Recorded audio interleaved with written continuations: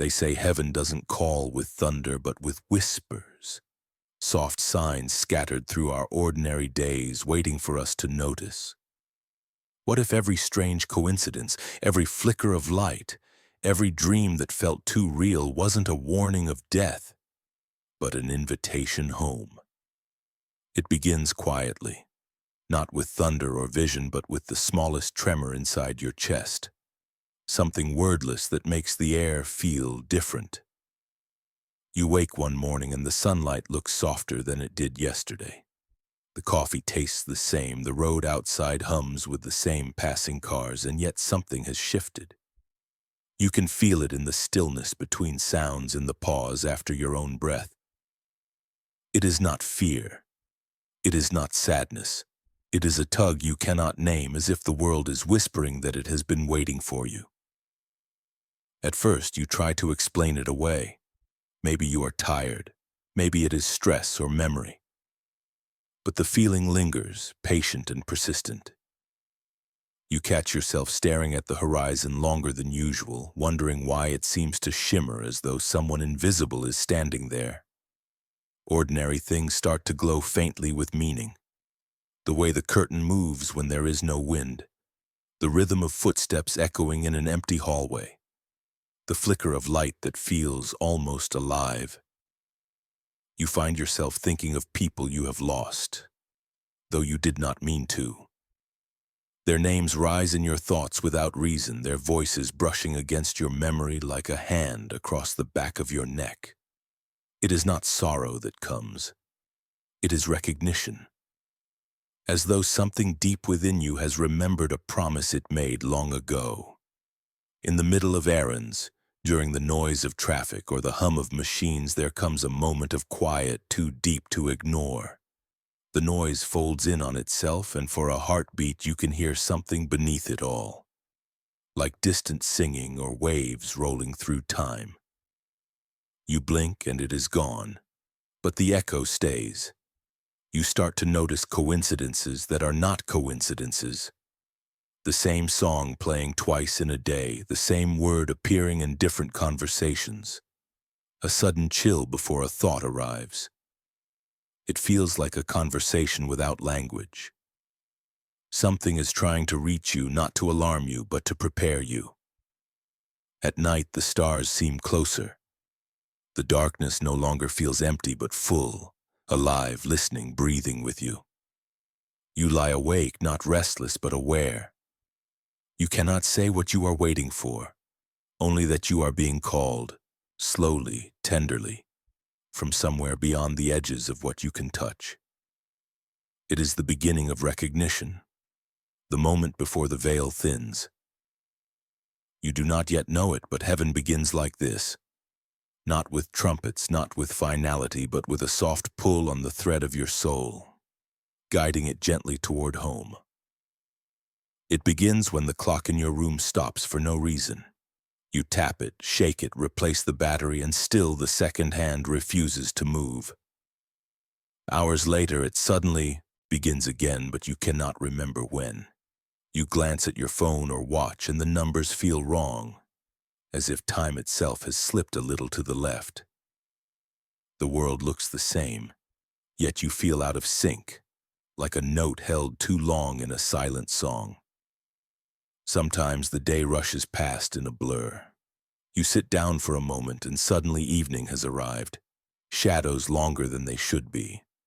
Other times minutes stretch like hours, every tick of the clock slow and heavy, as though the air has thickened. You begin to wonder if time is breaking, or if it is only bending around you. You notice strange lapses. You reach for something and forget why. You walk into a room and feel as though you were there only seconds ago, though you know you have not been. People's words come slower, the sounds slightly delayed, like distant echoes reaching you through water. It is not confusion. It is awareness. An intuition that time is not what you were taught. In those gaps, something sacred moves. When time stutters, you sense a hidden rhythm underneath, a pulse steady and ancient. It feels almost like a heartbeat that is not yours, keeping time for everything that breathes. And in that pulse there is peace, like a secret order reminding you that your moments were never random, they were written.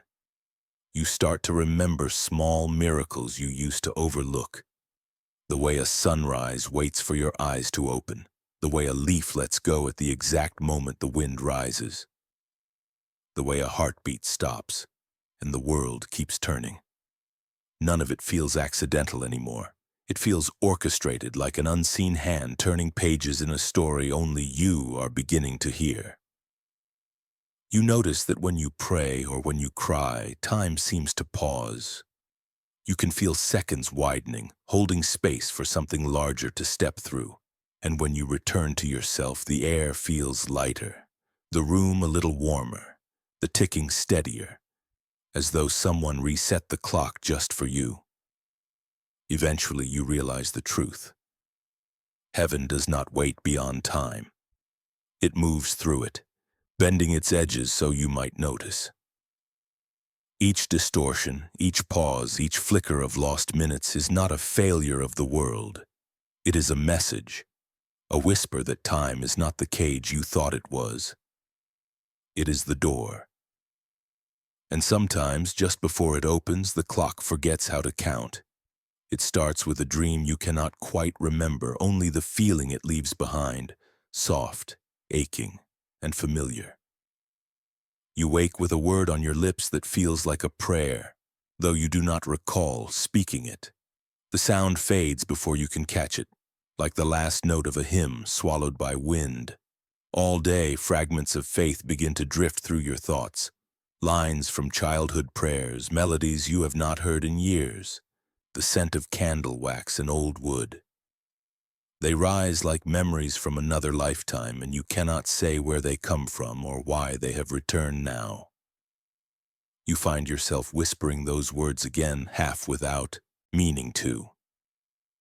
If I should die before I wake. It slips out as naturally as breathing, and when you pause, something answers. Not a voice, but a warmth spreading through your chest, as if the silence itself is listening. You realize how long it has been since you last prayed. Not the kind of prayer you mutter in crisis, but the kind that feels like reaching home. You begin to notice it more. Certain moments feel arranged, almost deliberate. A stranger's kindness, a song playing at the exact second your heart needed it, an old Bible verse appearing in conversation. It feels as though heaven is not waiting for you to come closer.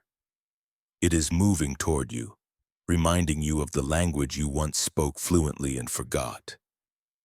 Sometimes it happens in the quietest hours when you are alone. You close your eyes and there is an image you did not summon. A small church with cracked windows, a beam of light cutting through the dust.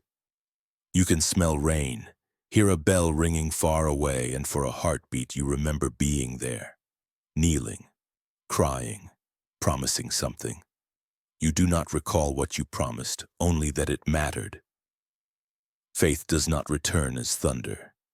It returns like a sigh through locked doors. You might fight it at first, afraid to believe again, afraid of disappointment. But the feeling persists. It hums under your ribs like a quiet truth you already know. You are being called back to something ancient, something that once saved you. You wake one night and find yourself praying without thought. Words fall out like tears, effortless and pure. And for the first time in a long time, you do not feel unheard. There is an answering stillness in the air, tender and infinite, the kind that only comes when heaven bends low enough to listen. The prayer may be unfinished, but that is the point. The rest will be completed by hands not your own. It happens on an ordinary morning. You are not thinking about heaven or signs or anything beyond what the day demands. And yet, there it is, small, weightless, impossibly pure, a white feather resting where no feather should be. Maybe it's on your windowsill, though the window has been closed. Maybe it's caught in your hair or sitting neatly on the seat beside you in your car. You pick it up, half expecting it to crumble, but it doesn't. It feels warm, almost alive, as if it remembers where it came from. At first you smile, maybe even laugh it off, but the second one appears a few days later. Then another caught in the corner of your hallway or resting on your pillow when you wake. You begin to wonder if there's meaning in it, or if your heart is simply hungry to believe. But every time you see one, something inside you softens. The noise of the world quiets, and you feel the faint brush of peace across your chest, gentle as breath. People will tell you it's coincidence, that feathers fall from birds, that wind is careless. But there's a difference between what happens and what is meant. You start to notice the timing. They come when you are grieving, when your chest feels hollow, when you whisper a name no one else can hear. They come after prayers you did not speak aloud. Each one seems to answer a question you never voiced. One night you hold a feather under the light. Its veins shimmer like threads of silver, delicate but unbroken. You realize how much faith looks like that. Fragile, yes, but stronger than it seems. A bridge between here and somewhere unseen. And when you close your eyes, you can almost feel someone standing near, not to scare you, but to remind you that you are not forgotten. You begin to see them everywhere, in the path ahead, in a friend's garden, on a bench you almost didn't sit on. They follow you like punctuation at the end of divine sentences. Each feather feels like a whisper saying, "I'm still here." It is then you understand that heaven does not always speak in thunder or miracles. Sometimes it leaves traces, small, silent proofs of presence. You were never meant to find the feather. It was meant to find you. And though your fingers cannot feel the wings that dropped it, your soul does. It knows this is no accident. It knows you are being reminded of what waits beyond the veil, gentle, patient, and near enough to brush your shoulder when you need it most. You start to notice it when you step outside one morning.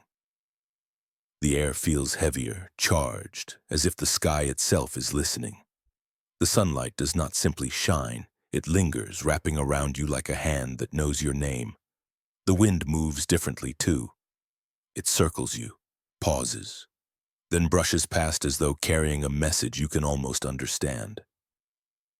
Nothing looks out of place, yet everything feels alive, aware, responding to something unseen within you. There are days when the world mirrors your sorrow. Clouds gather from nowhere, dark and trembling as if the heavens weep on your behalf. Raindrops fall in rhythm with your thoughts, soft and patient. The air tastes like memory and every sound is muted as if even nature is in mourning. Then, without warning, the storm passes and a thin beam of sunlight breaks through the gray. It does not just light the world, it forgives it. And in that forgiveness, you feel your chest loosen, your breath deepen, your pulse slow. Other times, the wind carries laughter. You feel it play through your hair, tugging at your clothes, nudging you to look up. The leaves dance for no reason. The shadows ripple as if the unseen is smiling through them. The moment you let yourself notice, a calm warmth fills your bones, a peace that feels impossible to explain. You realize you are not imagining it. The sky has heard you. Sometimes it happens in moments of prayer or grief or gratitude too deep for words. The air grows still, thick with weight and meaning. It feels as though the distance between heaven and earth collapses and every particle of light waits to see what you will say next. You whisper a "thank you" and the wind answers. Not in words, but in a softness that touches your skin and leaves you trembling in awe. It is not superstition. It is recognition. Creation itself knows the hand that made it, and it knows when that same hand reaches for you. The world has always spoken. We simply forgot how to listen. But now you hear it. The heartbeat beneath the weather. The pulse of love in every gust, every drop, every sunbeam that finds your face. One afternoon you stand still long enough to feel it fully. The light, the air, the wind, they are not random. They are rehearsals of something eternal. Each shift, each change, each gentle echo in the atmosphere is heaven breathing near you. And in that breath you understand, the world does not move around you, it moves with you. And sometimes when heaven draws close, the air itself bows in reverence. It begins in the middle of the night when the world is silent and the veil between dreaming and waking feels paper thin. You hear your name, not shouted, not even spoken aloud, just breathed softly near your ear. It is so gentle that for a moment you think it is part of the dream, a fragment of imagination. But then it comes again, warm, tender, impossibly real. The sound doesn't echo in the room, it echoes inside you. You open your eyes expecting darkness, but there's a faint glow. Not from any lamp or street light, something subtler, like moonlight that has learned to breathe. The air feels different, alive. You feel watched, but not in fear, in recognition. As if something ancient and kind has leaned close enough to make sure you remember who you are. Dreams begin to shift after that. You no longer wander through random scenes or faces. You find yourself in places you cannot name but somehow know. A field of tall grass under a violet sky. A hallway lined with doors that hum softly. A river that shines like glass. And always, always that voice. It never says much, just your name. Sometimes a word that dissolves when you try to remember it. But it fills you with a peace that language can't hold. You wake from these dreams trembling, not from fear, but from recognition. You know that voice, though you cannot place where you've heard it before. It feels older than your body, older than the world itself. A voice that might have spoken you into being. As the nights go on, you begin to listen differently. When you lie down, you whisper into the dark, not sure who will hear. "Are you there?" you ask, and something in the silence seems to nod. The air shifts, the temperature drops, but it is not cold. It is reverent. You feel seen, not as the person you try to be, but as the soul you truly are. Sometimes you wake with tears on your face, not from sadness, but from the aching beauty of it. The sound of your name, spoken by something holy, makes you realize how little of yourself you have really known. It's as though heaven has been calling you back through the only door you cannot lock, your sleep. And one night when you finally whisper back, "I hear you," you sense something smile in the dark. The room feels wider, the air lighter, and for a moment you are certain you are not alone. The voice fades, but the warmth stays. You lie still, half awake, half somewhere else, and you understand that dreams are not escapes from reality. They are rehearsals for returning home. It happens when you least expect it, standing in line, crossing the street, sitting quietly in a cafe. A stranger catches your eye and the world seems to hesitate for a single impossible heartbeat. You don't know their name. You have never seen their face. Yet something in you remembers them. The air changes between you. Everything else fades. The sound, the movement, the noise. And for that fleeting instant, it feels like finding a piece of yourself you didn't know was missing. Their voice, when they speak, strikes a chord you cannot place. It isn't the words.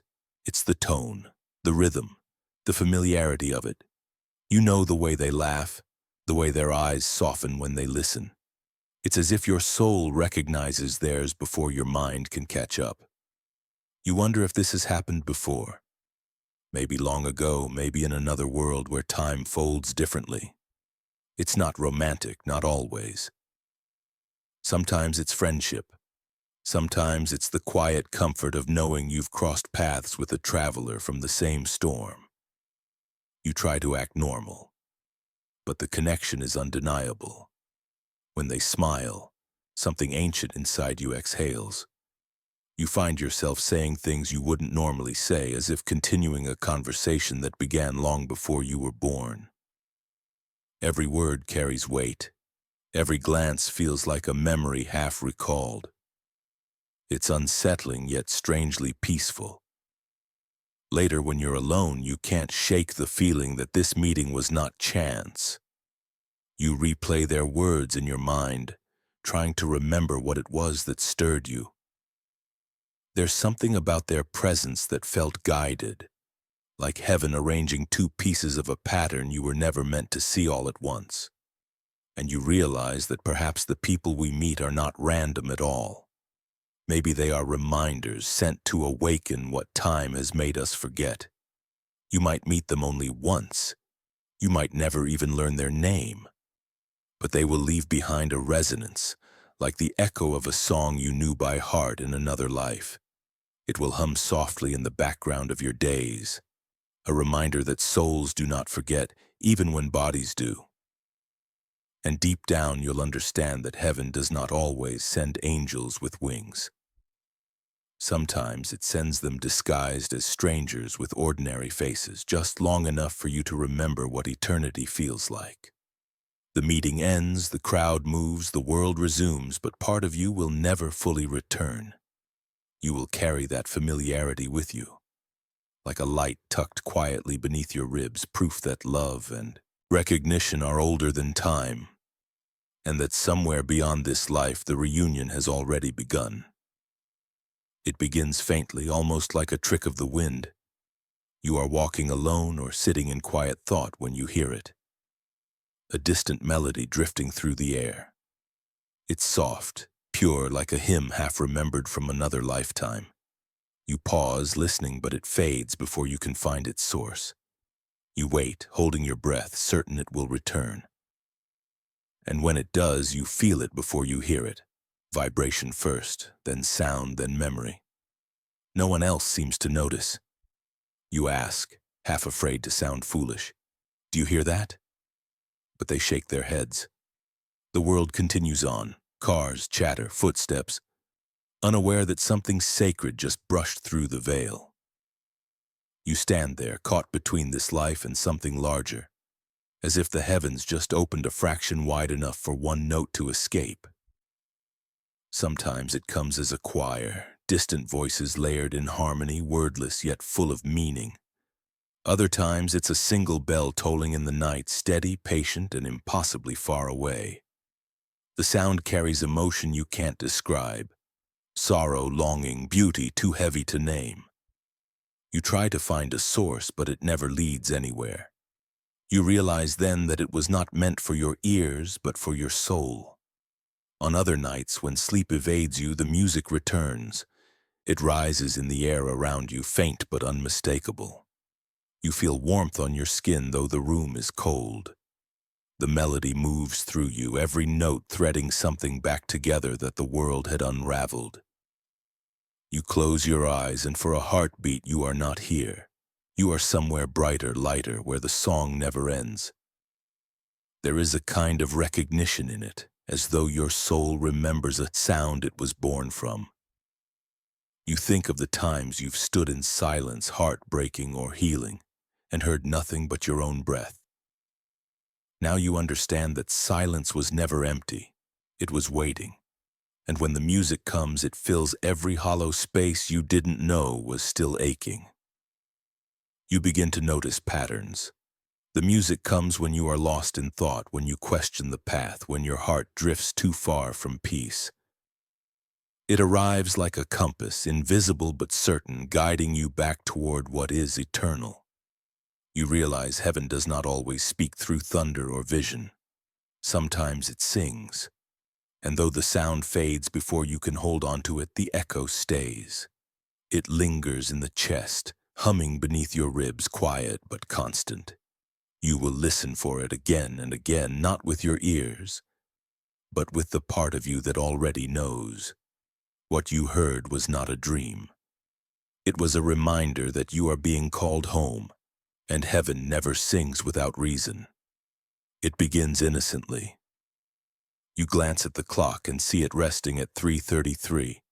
You brush it off. Hours later, a receipt total shows the same numbers. A car passes with a license plate. repeating threes again. You laugh at the coincidence, yet somewhere inside, something shifts.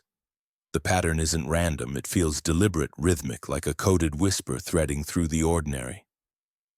Soon the threes appear everywhere. You start to feel them before you see them, as if your spirit recognizes their arrival. A knock at the door, 3 times. 3 birds on a wire outside your window. 3 dreams in 1 week, each ending before the same unseen threshold. You begin to wonder if heaven has chosen the simplest language possible. Numbers to speak what words cannot. The number 3 has always carried mystery. It hums with symmetry, the body, the mind, the soul, the past, the present, the future. Birth, death, resurrection. Every sacred story, every whisper of the divine carries this triad hidden within it. When you begin to see the pattern, it's not superstition, it's recognition. Heaven is showing its rhythm, and you've begun to align with it. Some nights you lie awake replaying your day, realizing how many things arrived in threes.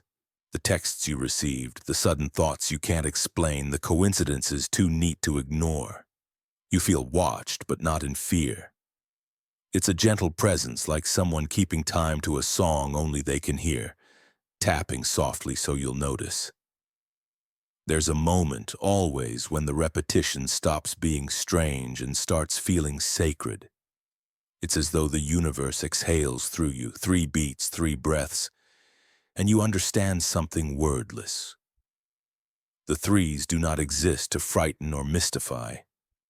They exist to awaken, to remind you that nothing happens by accident, that the smallest numbers can hold the largest meanings when you learn how to listen. In ancient mysticism, 3 was never just a count, it was completion, the divine triangle, the unseen signature of balance. The ancients believed that when you saw it repeated, it meant the veil was thin, that your guardian or higher self was near, nudging you, confirming you were being guided along a path unseen. You begin to feel it then, not as luck or superstition, but as proof that heaven has a pulse, and it beats in patterns. Every time you see the threes now, your chest tightens in quiet reverence. You pause, smile faintly, and whisper a thank you to the air. You no longer need to search for meaning. You've already found it. The sequences are not signs to decode, but reminders to remember. Everything comes in divine order, and heaven's language is harmony. 3 notes of the same tone struck across different hours of your life, all carrying one message. You are seen, you are guided, and you are not walking alone. It happens quietly, without warning. You walk into a room, hear a phrase, catch a scent, and suddenly you know you've been here before. Not just in memory, but in experience. Every sound, every angle of light feels rehearsed, like a scene you already lived once but forgot. For a moment, the air seems to pause, holding its breath along with you. And though no one else notices, you feel it deep inside. The veil just flickered. Déjà vu is strange that way. It doesn't shout, it hums. It seeps through the cracks between worlds, arriving not to confuse but to remind. Some say it's the mind misfiring, the brain mistaking the present for the past. But your heart knows better. You feel the echo of something divine, a rehearsal not of what was but of what's coming. A nudge from the eternal saying, you're still on track. The sensation doesn't stay long. It lasts seconds, maybe less, but leaves behind a tremor of awareness. You look around and realize how thin the boundary is between this world and whatever lies beyond. Time folds in on itself, and for one breath you exist in both. Perhaps that's why it feels so holy, like standing at the doorway between moments, seeing both sides at once. Sometimes déjà vu comes in sacred places, a chapel, a quiet forest, a hospital room where someone you love breathes softly. Other times it visits in the mundane, a grocery aisle, a passing conversation, a random melody on the radio. Wherever it happens, you feel the same tug in your chest, a reminder that everything is connected, that no instant is wasted, and that the universe keeps perfect time even when you don't. You begin to notice that it happens most when you are restless or uncertain, when you doubt whether you're walking the right road. Then without warning, déjà vu arrives like a soft hand on your shoulder saying, "Yes, you've been here before. You chose this path long ago." And for a fleeting heartbeat, all your scattered thoughts line up in harmony. The noise fades. The pattern reveals itself. It's as if heaven rehearses each step with you before it happens, making sure you'll recognize the signs when it's time to go home. Maybe these flashes are not errors in time, but confirmations. Moments when your soul catches up with itself, standing side by side with the version of you that already remembers eternity. When the feeling fades, you're left changed. You don't rush to explain it anymore. You just smile, take a breath, and move forward a little lighter, knowing that somewhere in the tapestry of existence, this moment was planned. You are walking through a story already known by something greater. And each flicker of familiarity is heaven whispering, "Yes, you are exactly where you are meant to be." It begins with something small, a light that wavers when you walk into the room. A candle flame bending through the air is still. You glance toward it, expecting to find a draft, a faulty bulb, a simple reason. But there is none. The light steadies when you leave, then flickers again when you return, as if acknowledging your presence. You try not to think too much of it, yet deep down you sense it isn't random. Something is responding. Soon you start to notice patterns. Lamps hum faintly when your thoughts grow heavy. Candles leap higher when you speak of things that matter. Streetlights blink on just as you pass beneath them, as though they recognize your steps. At first, it unsettles you, the feeling that the world is listening. But gradually, that fear softens into awe. It's not a haunting, it's a communication. Light, after all, has always been a messenger. It was the first thing ever spoken into existence. Let there be. It bends through water, shatters into color, and reaches across the dark to make creation visible. When it begins to behave differently around you, it isn't malfunctioning. It's awakening. The physical world trembles at the touch of the unseen. You begin to experiment without meaning to. You calm your thoughts, and the light calms too. You whisper a prayer and the flame steadies. You let sadness creep in and the brightness dims just slightly. It's as though something on the other side feels with you, mirrors your inner state through flickers and pulses of light. You find yourself speaking softly into empty rooms, thanking whatever listens. Sometimes it happens in sacred places, a chapel, a hospital, a bedroom where someone you love once prayed. Other times it's anywhere at all, a hallway, a car, a kitchen at midnight. The lights pulse gently, not in warning, but in remembrance. They're not signaling danger. They're saying you're not alone. The veil between matter and spirit has grown thinner than you realized, and the energy of love is moving through the circuits and the flame. There will be nights when it catches you off guard, when a bulb bursts at the exact moment a painful memory crosses your mind, or when the glow of a candle trembles as you speak a lost name. But instead of fear, you feel warmth, as though that light has been touched by hands you cannot see. You start to understand that light is not just something that reveals, it responds. It bends toward consciousness, dances to emotion, obeys unseen truth. When you enter a room and the lamps seem to breathe with you, remember this. Heaven does not always shout from clouds or thunder. Sometimes it glimmers softly through electricity and flame, reminding you that what you call coincidence is simply love finding a way to be seen. It happens first when you're sorting through an old box of memories. Photographs long forgotten, curled at the edges.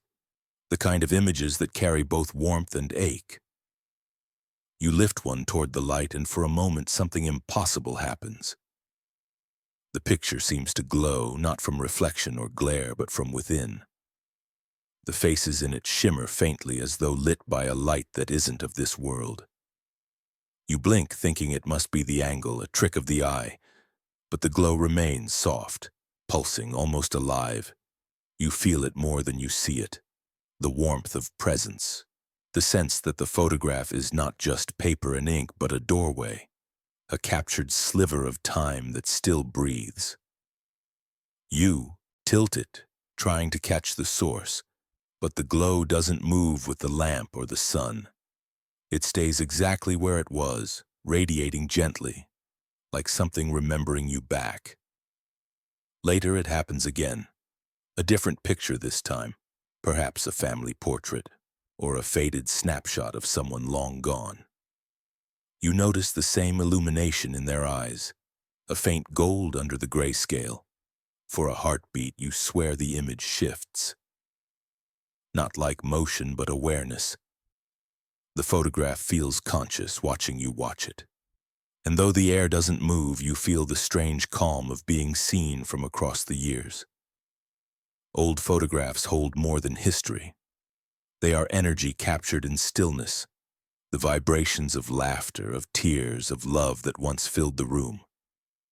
Sometimes when heaven draws close, that energy stirs again. It hums beneath the surface, awakening what was never entirely gone. Perhaps the light you see isn't new at all, but the echo of every kindness and prayer ever bound to those faces. Perhaps heaven lets them shimmer for a moment to remind you that time is not the wall you think it is. When the glow appears, it never demands attention. It doesn't frighten or dazzle. It lingers softly, as though whispering that memory itself is sacred, that nothing beautiful ever truly fades. You may touch the photo, trace the outlines of a face, and feel warmth rise through the paper, impossible but undeniable. Some would call it coincidence or static or the mind seeking comfort, but you know better. Because when the light fades, it leaves peace in its place, the kind that doesn't belong to nostalgia but to recognition. You realize then that heaven doesn't only exist above, it hums quietly through everything that once held love. So when an old photograph glows in your hand, don't look away. Hold it. Let the light rest on your skin. That shimmer is not imagination, it's remembrance meeting revelation. It's heaven showing you that every moment of love you thought was lost is still illuminated, still alive, and waiting just beyond the... It begins subtly, almost playfully, the way mysteries often do. You pass by a mirror and notice something odd. Your reflection lingers half a second too long after you've moved. You tell yourself it's nothing, a trick of light, a tired mind. But then it happens again. You turn your head, and for the briefest moment your reflection doesn't follow. It stays, watching before catching up, as if remembering its role. You start to notice it most in the quiet hours when the house feels like it's listening. The air grows still and the mirror seems to breathe. You catch shapes where there shouldn't be any. Soft outlines, pale glows, hints of figures standing just behind your shoulder. They don't frighten you. If anything, they feel familiar, like echoes of people you once knew. The atmosphere becomes thick with something unspoken, a tenderness that reaches across the glass. Sometimes the reflection looks kinder than you feel. It carries peace even when your real face trembles. You wonder if the mirror shows not what is, but what waits beyond. The self you will become when you are no longer burdened by time. There's something ancient in the way its surface shifts, like water remembering every face that ever leaned near to it. Perhaps mirrors don't merely reflect us, perhaps they record us. There are stories, old ones, that claim mirrors hold fragments of souls, capturing the energy of all who gaze into them. When heaven draws close, those fragments stir, weaving patterns in the glass, moments of recognition that slip between worlds. You might glimpse a grandmother's outline, a hand reaching that once held yours, or even a faint shimmer like wings folded behind your reflection. It's never sharp or menacing, always gentle, almost reverent, as though heaven borrows the mirror to whisper, "You are not alone." The delay becomes a language you start to sense when it's coming. An electric hush before the air bends, a warmth behind your neck, a vibration too soft to name. When it happens, you don't run. You stay, letting your breath slow until the line between your reflection and your spirit blurs. And for a single impossible instant, you understand. The figure in the glass isn't trapped, it's waiting. The reflection that lingers isn't slow, it's patient. Mirrors do not deceive, they remember. They keep the light of all who have ever stood before them, and when heaven calls, they reveal what they've kept safe. So if one night your reflection hesitates, don't fear it. Stand still. Watch the shimmer unfold. That isn't a ghost behind you. It's a memory made visible, a reflection that has finally caught up with your soul. And when it does, you'll know. Heaven is nearer than the surface of the glass. It begins with a bird that shouldn't still be there. You notice it one morning perched on the fence outside your window, unmoving even as the world wakes around it. Its feathers shimmer faintly in the early light, white as a blessing or black as a warning, depending on how the day feels. You tell yourself it's coincidence, a trick of routine. But then it appears again, the next day, and the one after that. Always watching, never frightened, as though waiting for something only it understands. At first, it seems ordinary. A dove cooing softly from the eaves, or a crow tilting its head in silent knowing. Yet its gaze feels deliberate. It doesn't look at the world. It looks at you. Wherever you go, it seems to follow, not hovering close, but always within sight, a quiet sentinel perched on telephone wires, fences, or rooftops. The air around it feels charged, as if it carries meaning older than words. Across ancient traditions, birds have always been messengers, doves the emblems of peace and the soul's release. Crows, keepers of passage, companions to the threshold. Both serve as bridges between the seen and unseen, their wings tracing the thin places where heaven meets the world. When such a creature lingers near, it is not random. It is recognition. It has found you because heaven has taken notice. You begin to sense it before seeing it. A flutter in the air when your heart grows heavy. A shadow gliding across the ground when you feel most alone. Its timing is too perfect to ignore. It comes when you are deep in thought, when grief hums softly under your breath, or when you whisper prayers you thought had gone unheard. And somehow, its presence steadies you, the way a hand on your shoulder might. Sometimes you test it. You take new paths, change your schedule, look for patterns. Yet there it is again, silent, patient, unwavering. It doesn't ask anything of you, it simply waits, as though bearing a message you're not quite ready to receive. Perhaps that message is not about endings, but about recognition, that heaven knows your name and has already begun to prepare the way. When the bird finally departs, it does so quietly. No grand farewell, no spectacle of wings. Just absence. The space it leaves behind somehow luminous, peaceful. You feel it deep within you, the way one feels a page turning in a story almost finished. And so, when you see that lone bird that never truly leaves, don't chase it away.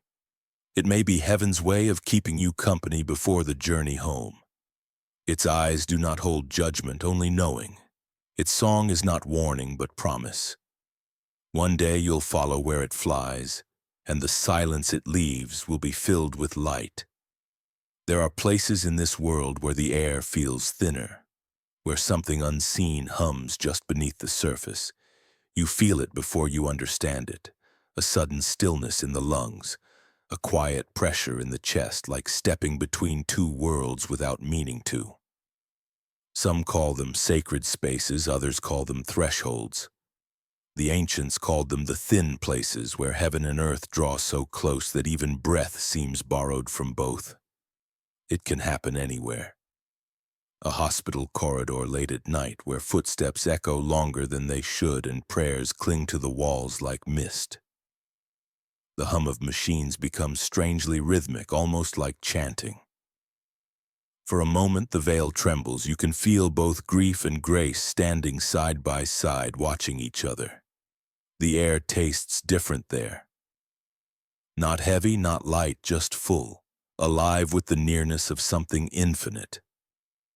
Or it might be an old church, long abandoned, where dust floats in columns of light through cracked, stained glass. You step inside and time forgets itself. Every sound becomes sacred. The creak of the wooden floor, the distant rush of wind through a broken window, the faint echo of long, silent hymns. You do not need to pray aloud. The walls remember for you. In the stillness, you can almost hear the footsteps of those who prayed before you, their devotion lingering like incense long after their bodies have gone. Sometimes the thin place is not built by hands at all. It can be a childhood field, wild and overgrown, where laughter once lived. You stand there years later, and the air recognizes you. The sunlight feels familiar, as though it remembers your younger self running barefoot through the grass. For a heartbeat, you exist in two times at once, the child and the adult, the before and the now. And somewhere within that collision, eternity brushes past. These places are not chosen. They reveal themselves when your spirit is quiet enough to notice. They are reminders that heaven is not far. It bleeds softly through the seams of ordinary life. Some people find them near water, where reflections blur the boundaries between what is above and what is below. Others find them in the stillness of night, where the world's noise finally fades enough for eternity to speak. When you stumble into a thin place, don't rush to explain it. Don't break the silence with words, just stand still. Breathe. Let the weight of it rest on your skin. For those few moments, you are not merely in the world. You are part of something vast and unending. Heaven doesn't always call from above. Sometimes it whispers from the floor beneath your feet, reminding you that you have always been walking on sacred ground. It begins in the smallest of ways. A quiet sway, a soft rush beneath the ribs, the feeling that gravity has loosened its grip. You might be standing at the kitchen sink or walking across a familiar street when, without warning, your body feels light, untethered, as though some unseen hand has lifted the weight from your bones. The world doesn't tilt or spin, it simply releases. For a heartbeat, you exist somewhere between the earth and the air. At first you think it's dizziness, maybe fatigue.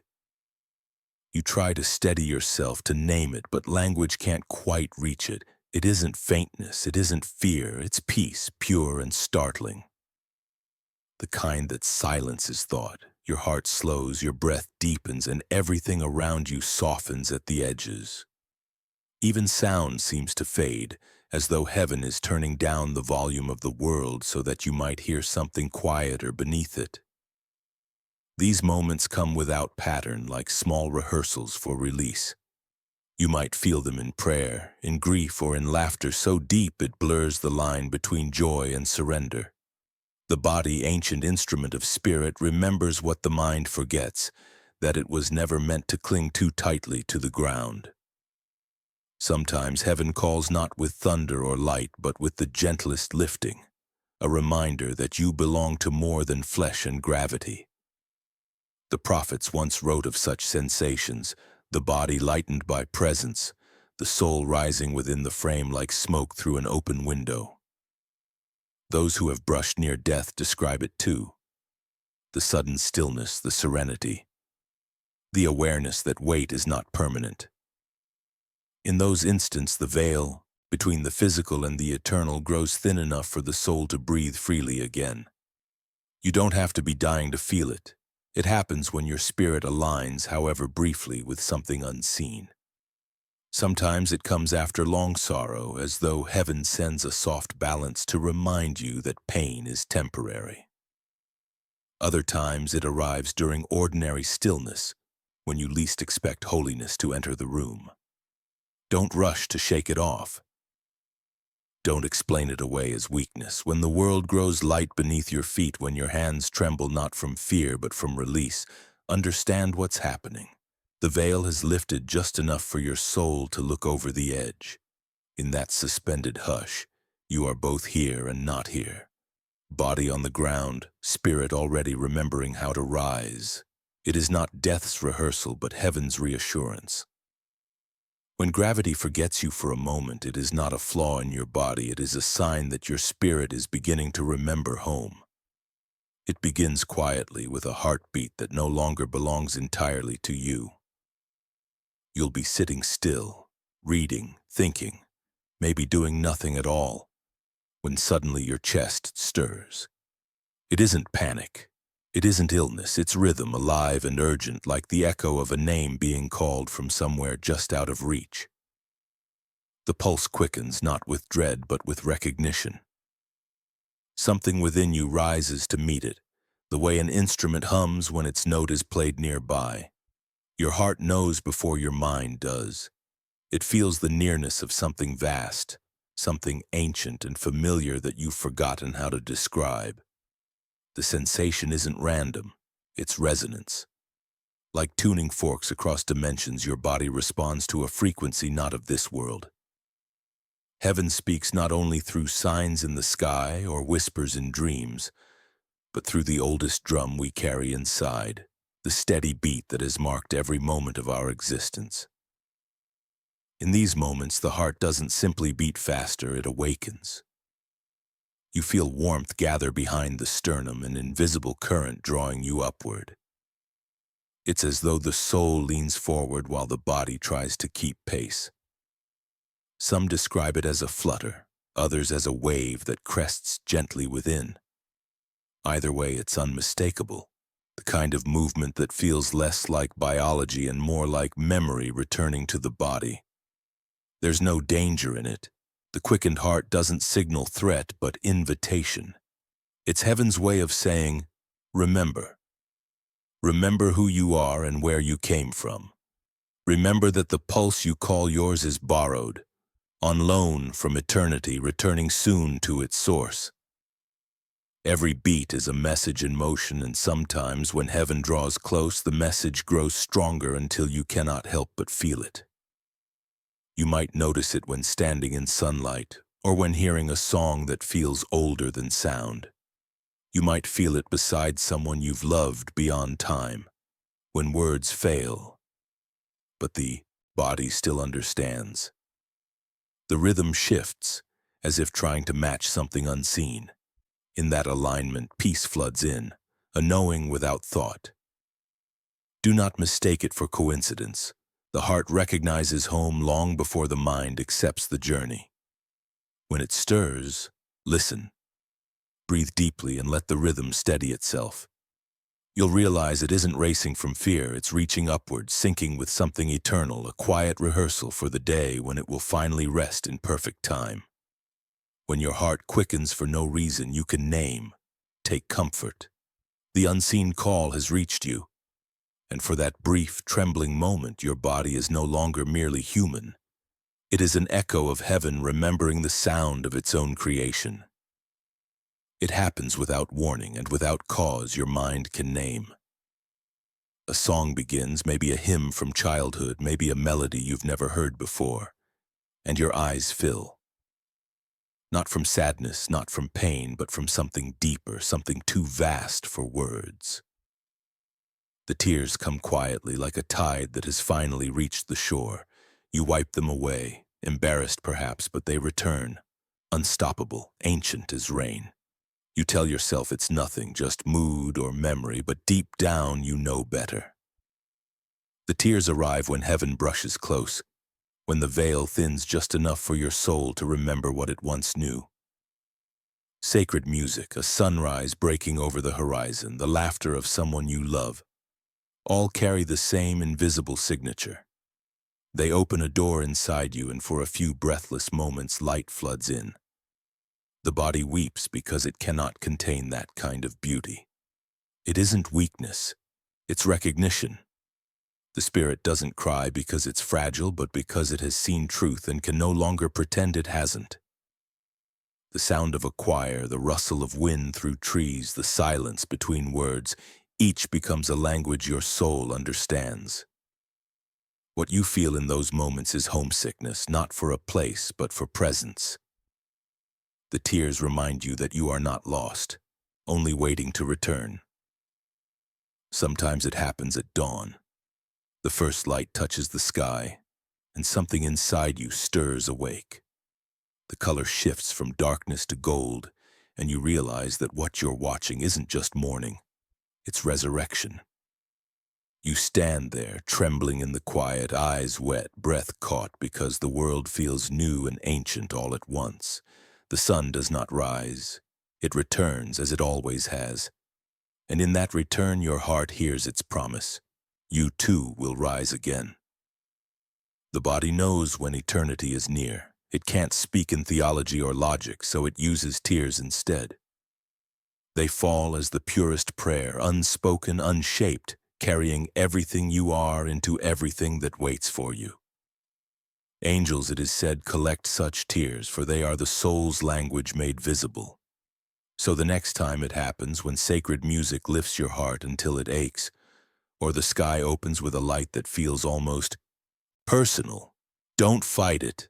Let the tears fall, don't ask why, don't explain, just breathe and understand that heaven is answering you in the only way the body can translate. Those tears without reason are not weakness. They are your spirit remembering how to speak. And in that remembering, for a brief and holy moment, heaven is not somewhere above. It is right there, flowing gently down your face. It happens when you are utterly alone, or at least you believe you are. The night is still, the air unmoving, and yet the room feels occupied. You sense it first as warmth, subtle, deliberate, not from the air or the blanket, but from somewhere deeper. It moves toward you like sunlight beneath the skin, gentle at first, then undeniable. You don't see anyone, but you know. Someone is there. Your breath catches. The mind races through possibilities, a draft, a dream, your own heartbeat echoing too loudly. But then it happens again, the soft impression of another presence, like a memory stepping forward into reality. It doesn't frighten you, not at first. It feels calm, deliberate, intimate.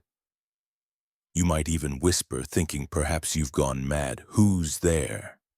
And though no voice answers, something in the silence does. It's a warmth that thinks, a comfort that moves when you move, a touch without source. Your arm tingles, your neck prickles, the hairs rise one by one as though the unseen has leaned closer to listen. And then, a feeling, fingers brushing against your shoulder, weightless yet certain, as though someone were reminding you that you are not alone. Not now. Not ever. You turn, of course, everyone turns, but there is only stillness, only air, only that lingering heat where a hand might have been. People who have felt it rarely forget it. It isn't the chill of fear, it's the opposite, which makes it somehow even more unsettling. Because warmth is supposed to come from something living, and when you feel it from the empty air, your mind struggles to hold both comfort and awe at once. That's when the truth slips in quietly. This warmth doesn't belong to the world of temperature or touch. It belongs to something beyond both. In old stories, they called it the nearness of angels, the brush of wings unseen, the radiance of presence too pure for the eyes.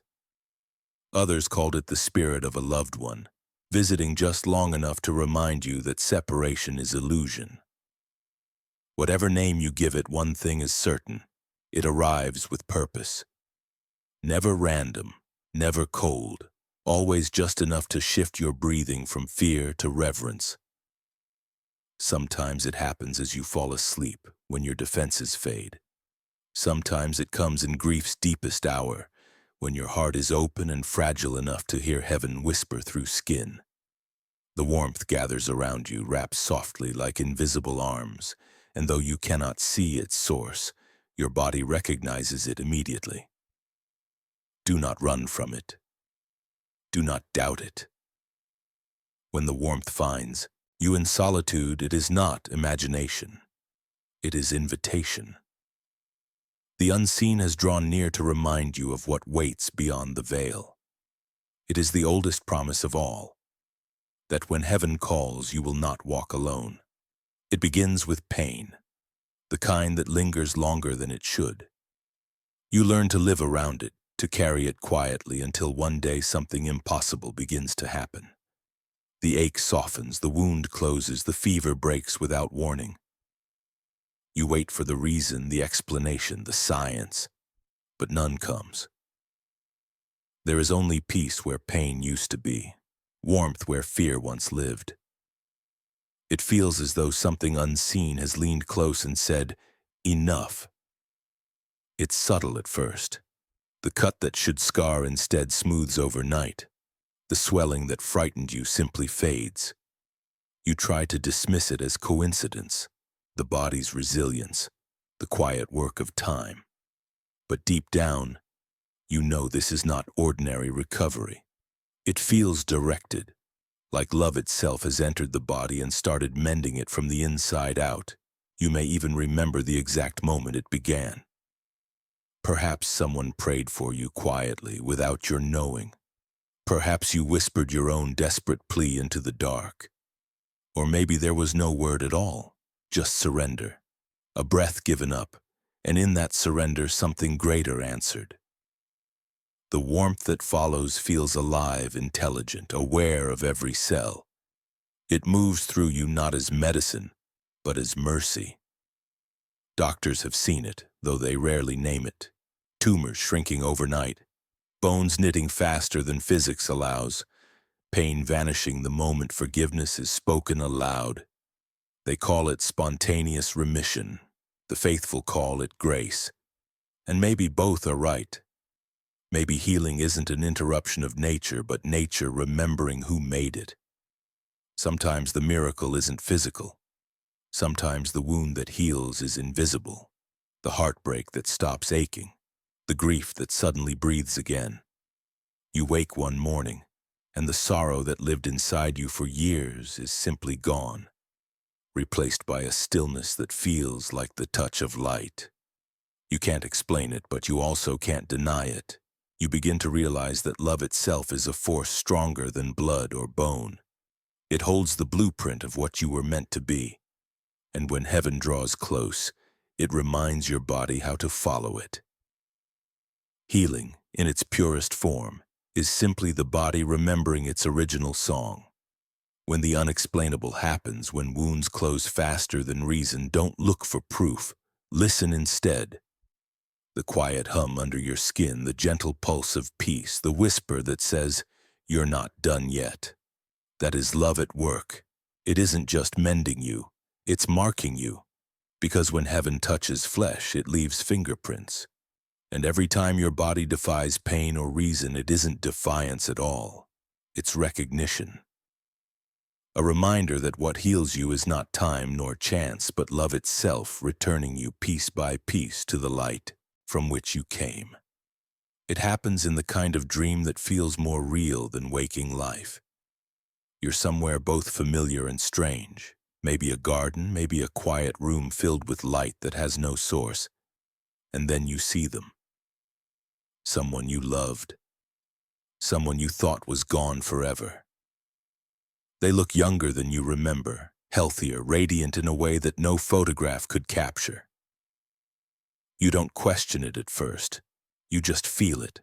The warmth, the recognition, the impossible peace that fills the space between you. They don't rush to speak. Often they simply look at you, eyes calm and knowing, as if they've been waiting for this moment longer than you can imagine. When they do speak, it's never small talk. Their words carry weight, the kind that lingers long after you wake. Sometimes they tell you they're happy. Sometimes they ask you not to worry. Sometimes they simply say, "It's almost time," but never in a way that frightens you. The strangest thing is how normal it feels while it's happening. You don't think to ask how they found you or what this place is. You just know it's safe. The air feels alive, charged with something holy. Every sound is soft and deliberate. The hush of leaves, the hum of light, the faint rhythm of your own heartbeat echoing in the silence. It feels less like a dream and more like a meeting arranged outside of time. When you wake, you remember every detail with impossible clarity. The texture of their voice, the way their hand felt on yours, the smell of air that wasn't Earth's air. You lie there in the quiet, half expecting the room to glow the way it did there. And though they are gone again, the peace stays. It settles in your chest like a soft weight, reminding you that death isn't absence, it's translation. You might try to rationalize it later. Grief's trick, the mind's invention, but the feeling refuses to be dismissed. The visit was too vivid, too purposeful. You didn't see them, you felt them. You didn't just hear words, you received meaning. That is how you know. Those who've had such dreams describe the same thing. Their loved ones always appear young, luminous, freed from pain or age. It's not nostalgia, it's revelation. They are showing you what they've become. They are telling you that love survives the crossing, that memory isn't a tether but a bridge. So when the dream comes, and it will, don't fear it. Don't dismiss it when you wake. Close your eyes again and whisper a thank you. What you felt was not imagination. It was reunion. For just a moment, heaven allowed a soul you loved to step back through the curtain and remind you that goodbye was never the end, only the beginning of return. It catches you without warning, midway through the day in the middle of nowhere. A scent, faint but unmistakable, drifts through the air. You stop, heart tightening. It's their perfume, or the smoke from their favorite candle, or the scent of old cedar and rain from a house that no longer stands. You breathe in again, and there it is, familiar, intimate, heartbreakingly precise. The air itself remembers. You look around, searching for a source, but there is none. The window is closed, the wind still. The scent hovers for only a few seconds before fading, leaving you half trembling, half comforted. You know what it means, even before you admit it to yourself. Someone you loved has found a way to remind you that they are not gone, only transformed. The soul, after all, has its own language, and sometimes it speaks in scent. The body reacts before the mind does. Your pulse softens, your breath slows. You are transported instantly, not just through memory, but through something deeper, a bridge built from love itself. You can almost see them again, standing in the kitchen, brushing your shoulder as they pass, or laughing on some long-ago afternoon when time still felt infinite. The smell carries warmth, and that warmth carries presence. It is not imagination, it is recognition. Science will tell you that memory is bound to scent, that the brain recalls emotion when the nose detects something familiar. But this isn't recollection. This is arrival. It happens too precisely, too perfectly timed. The fragrance comes when you need it most, when you're grieving, when you're lost, when you've whispered their name into silence. And the air answers. Across centuries, people have spoken of this sign, the scent of roses filling a room after prayer, the smell of tobacco in a house where a father once smoked, the faint sweetness of lilac in a place where no flowers grow. They call it spiritual fragrance, the perfume of souls who wish to say, "I'm still near." You don't see them. You don't need to. The air carries their touch better than any word could. Sometimes it happens at night, in the quiet before sleep. The scent slips in through the dark, delicate as breath, surrounding you just long enough to ease your heart. It lingers for only a moment, but that moment feels eternal. You know, without proof that someone you loved has leaned across the veil just to say, I remember you too. So when the perfume arrives in empty air, don't chase it, don't question it, just close your eyes and breathe. That scent is not from this world. It's from the space between worlds where love keeps watch. And for those few fleeting seconds, heaven borrows the wind so the dead can find you again. It happens in the quiet moments, the kind of silence that feels too complete. You notice it first as absence. The ticking that always filled the room has gone still. You glance at the clock, expecting to see its hands where they should be, but they're frozen mid-second, caught in time like a photograph that refuses to move. You listen harder, waiting for the next tick, but it never comes. Only silence, thick and knowing. You tap the glass, wind the gears, even change the batteries, but nothing helps. The clock has chosen its moment, and you begin to feel that it wasn't broken, it was stopped. The air feels different now, heavier, as though something unseen has entered the room. You check your phone, another clock, another watch, but all of them seem distant, irrelevant. Only that one silence matters, the stillness where a heartbeat of time once lived. Sometimes it happens at the exact moment someone passes, though you don't learn it until later. Other times, it's an anniversary, a date your heart remembers even when your mind forgets. You might wake at that same hour night after night to see the same number glowing in the dark. Clocks have long been tied to spirit, to presence, to the strange language of those who no longer measure time. For them, time has already ended. For us, it's still ticking, but sometimes they remind us that it can pause. When heaven draws close, machines often falter, the energy shifts, the air grows charged, lights flicker, radios hum, clocks still. It's not malfunction, it's interference from grace. A reminder that time is not the ruler of all things. When a clock stops in the middle of your day, when its silence feels like a held breath, know that something holy has brushed through your ordinary hours and briefly asked the world to listen. You may find days later that it starts again as though nothing happened. The hands move, the ticking resumes, and life continues. But you'll never forget that moment when it didn't. It will stay with you, the weight of that stillness, the electric calm that filled the space between seconds. You'll remember how the air felt thick with presence, how your skin tingled as if touched by memory itself. In ancient belief, when clocks or watches stopped unbidden, it meant a spirit had visited. Not in sorrow, but in acknowledgement. A reminder that time bends, that the eternal can reach through gears and glass to leave its quiet fingerprint. So when your clock stops again, don't rush to fix it. Let it rest. Stand in the silence it leaves behind.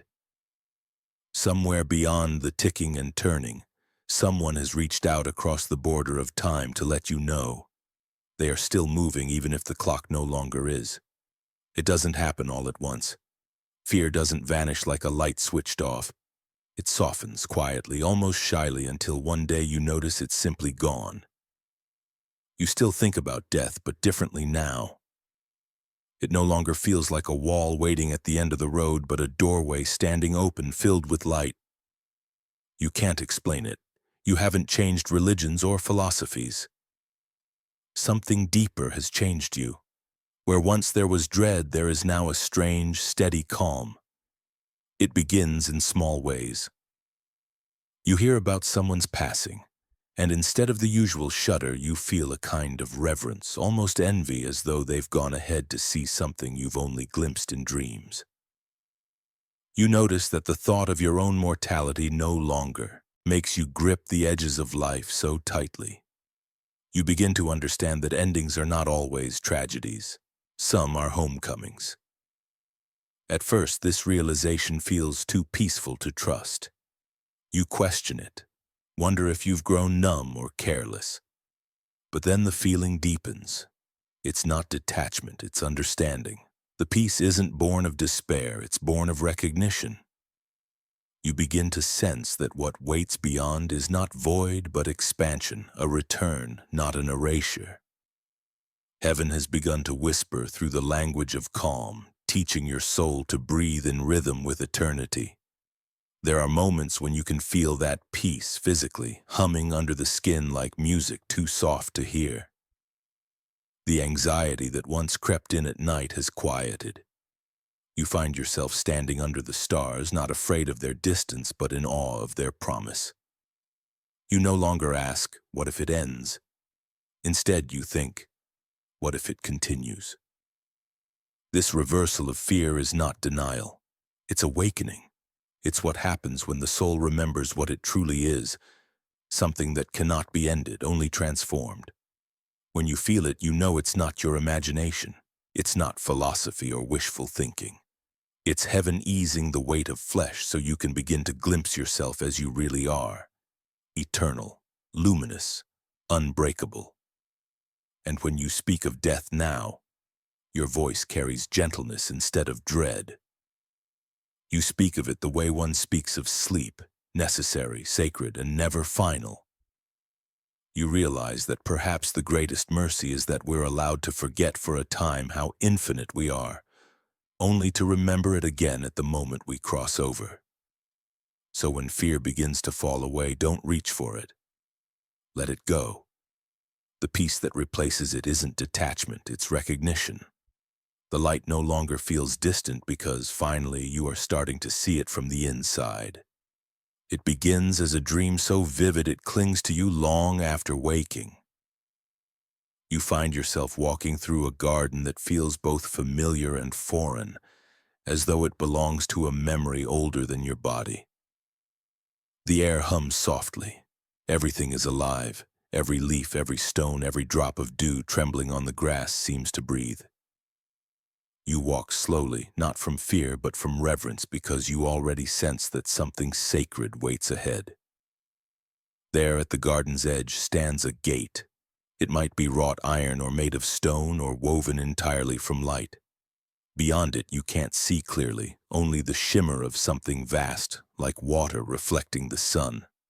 A wind moves through you, not around you, carrying warmth that feels like recognition. You realize the gate isn't meant to keep you out. It's waiting for you to decide when you're ready to step through. Dreams like this come to those standing near transformation, when heaven begins to loosen the threads of earthly attachment. The river you see, the door that glows, the path of light through the trees, they are not symbols of death, but invitations. They are reminders that life continues beyond the form you know. The soul often rehearses what it remembers before it departs, showing you, in quiet sleep, the way home. Sometimes the gate opens, sometimes it does not.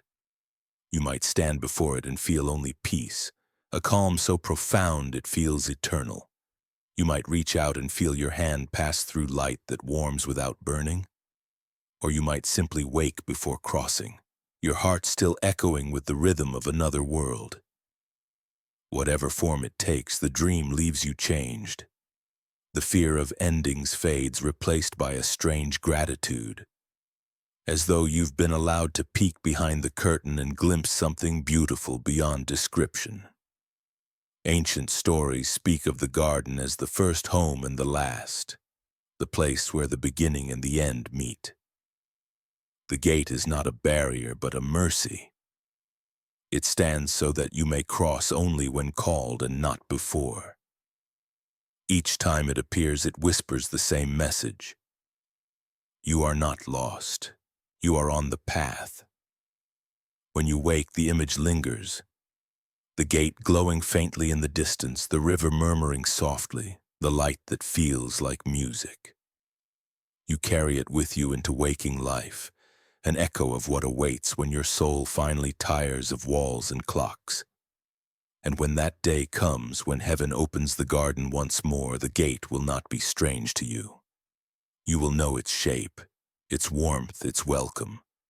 You will recognize it instantly, because you have already walked there in your dreams. It begins on a night when the air feels charged, alive with something more than weather. The clouds gather like witnesses, thick and watchful, and the world seems to hold its breath. You stand at the window watching the storm roll in, expecting thunder, but what comes feels different. The lightning doesn't flash randomly. It moves with rhythm, deliberate, as though tracing invisible language across the sky. For a moment, you swear you see it, a shape, a letter, maybe even a name. And though you blink and it's gone, your heart knows what it saw. The storm grows louder, yet somehow it doesn't frighten you. Each flash feels like punctuation, as if heaven itself were writing in light. The rain falls in sheets, pounding out a steady pulse that syncs with your own heartbeat. You sense intelligence in the chaos, a presence inside the roar, the way a musician hides inside the music. It feels as though nature has become the instrument of something infinite, and for these few trembling minutes you are its only audience. You whisper the name you thought you saw, afraid to sound foolish, but the next flash comes exactly as you finish the word. The timing is too perfect. You freeze, and the truth sinks in. This is not coincidence. The storm is not just weather. It is a rehearsal of the divine voice, too vast for speech, too pure for sound. The ancients believed that lightning was the handwriting of gods, that each strike carved messages into the earth before the rain could wash them away. Now, as the sky tears open in streaks of white fire, you understand why. The symbols don't stay long enough to study, but they don't need to. Their purpose is not to be deciphered, but to be felt. What the mind cannot translate, the soul already understands. You feel it moving through you. The same energy that splits the heavens now hums in your chest. It's not fear, not danger, it's recognition.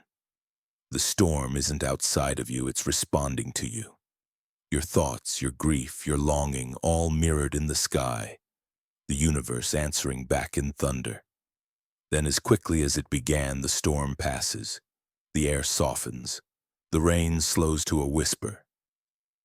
You step outside, and the ground steams beneath the faint silver light of the clearing clouds. The smell of ozone lingers, electric and alive. You look up, expecting only silence, but in the quiet aftermath you hear it, a low hum, deep and steady like the echo of something ancient still speaking. You realize then that heaven doesn't always send angels or visions. Sometimes it sends storms, and if you learn to listen between the thunder and the rain, you'll hear the truth beneath it all. Creation itself is still speaking, and tonight, it remembered your name. It begins with the animals. They know before you do. Long before any human sense can name it, they feel the air shift, the stillness, the pull, the hum beneath the world's noise. Your dog begins to sit by the door for no reason, staring into the night as though expecting someone. Your cat follows invisible movements across the room, her pupils wide, her tail flicking not in fear but awareness. Even the birds outside grow quiet, pausing their songs to listen to something you cannot hear. At first, you think it's coincidence, a quirk of behavior, a passing instinct. But then it happens again and again until you can't ignore it. Your pet refuses to leave your side. They watch you with eyes that seem to hold more knowing than they should. When you cry, they approach gently, not with pity, but with understanding. When you're restless, they follow each step as if guarding you from something unseen. You realize then that they aren't just reacting. They're responding to something, to someone. Animals are ancient listeners. They live closer to the raw frequency of the universe, untouched by distraction or disbelief. They hear the music under silence, the language of light, the movement of souls passing between worlds. When heaven draws near, they are the first to notice. Their gaze fixes on corners that seem empty to you, but not to them. You might feel a sudden chill or warmth in those same spaces and wonder why. The answer stands at your feet, ears lifted, eyes bright. They already know. Sometimes their behavior changes in the days before loss or transformation. They grow still, protective. Their eyes follow something above your shoulder, and for a heartbeat, you feel it too. A weightless presence, a tenderness in the air. It isn't menace, it's preparation. They sense the shifting of energy, the thinning of the veil. What frightens humans, animals simply accept. They understand that endings and beginnings are only different sides of the same breath. There are stories of pets who wake moments before their owner's final breath, lifting their heads towards something no one else can see, tails wagging softly as if greeting a visitor. Others have been known to rest beside a body after passing, unafraid, eyes fixed on the empty space above, as if watching their friend walk away but knowing they'll meet again soon. So when your animal looks into the unseen and lingers there, don't scold or fear them. Follow their gaze even if your eyes can't yet catch what they see. They are trying to show you that love never leaves, that presence doesn't vanish, it only changes form. The animals know because they never forgot the language of heaven. And when they stare into the quiet corners of the room, what they are really seeing is comfort arriving before you even realize it's here. It begins so subtly that you almost miss it. The day moves as it always does, work, noise, motion, the ordinary hum of living. But as the sun lowers, something shifts. The air grows heavier, though not unkindly so. The colors outside deepen into gold and rose, and the sound of the world seems to quiet itself as if everything is holding its breath. You glance at the clock, and though the time changes each season, it's always that same hour. That single unmistakable pause between light and dark, dusk. At first it feels like nostalgia, the day's soft farewell, the sky's slow surrender. But then it happens again. Each day that same moment arrives and the feeling grows stronger. You could be anywhere, driving home, walking through your yard, sitting alone by the window, and still it finds you. The same hush, the same pull, as though something invisible is waiting just beyond the horizon. It's not eerie. It's intimate. The air carries memory. You start to notice how your body reacts before your mind does. Your heart slows, your thoughts still. The restlessness that haunts the daylight slips away. For those few minutes, everything feels aligned. The world doesn't seem divided between earth and heaven. It feels layered, overlapping. You are here, and yet somehow you are there too. Old traditions once spoke of the hour between day and night as sacred. A threshold, a crossing point. The Celts called it the thin time, when the walls between worlds soften enough for whispers to pass through. The monastics called it Vespers, the hour of prayer when the soul listens best. Even now you can feel why. Dusk carries a strange stillness that no other hour holds. It's as if creation itself pauses to listen for what comes next. Sometimes as you stand in that golden silence, you might feel watched, but not in fear. It's a tender kind of awareness, like someone has been waiting for you to notice they've been there all along. Maybe it's the presence of those who've gone ahead, drawn by the thinning veil. Maybe it's heaven's rhythm, pulsing in quiet invitation. Whatever it is, it feels ancient, benevolent, patient. And when the last light fades and night finally claims the sky, you'll feel a twinge of loss. Not for the day, but for that fleeting window where everything seemed eternal. But take comfort in this. Dusk will come again. It always does.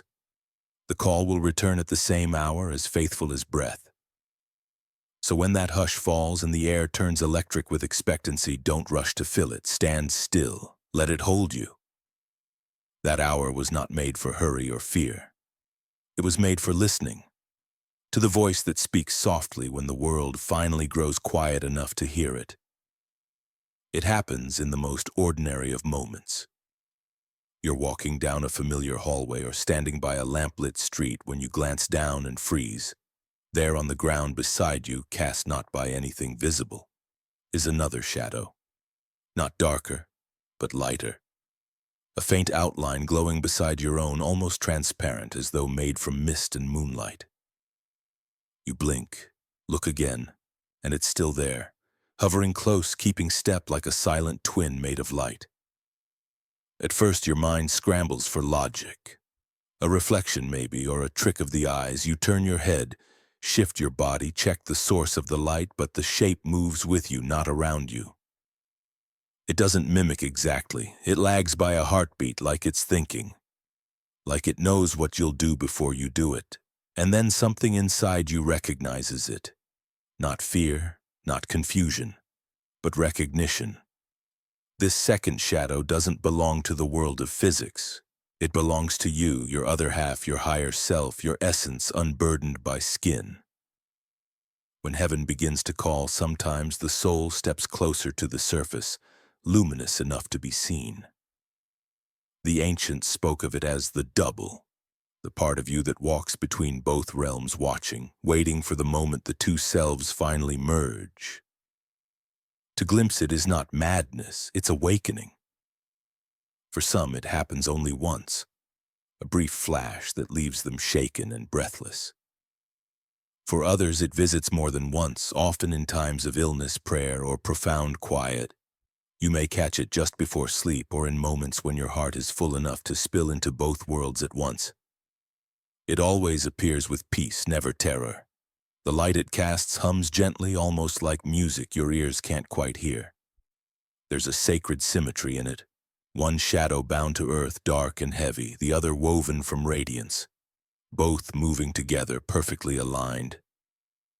You realize then that what you're seeing isn't two separate beings. It's the truth of what you've always been. Body and soul walking in tandem, each honoring the other until the time comes for light to travel on alone. When it finally fades, it leaves behind a strange quiet, like a door slowly closing behind a departing guest. But the peace remains. You stand there, staring at the empty space where it had been, and you understand something wordless. That you were never truly divided, never truly alone.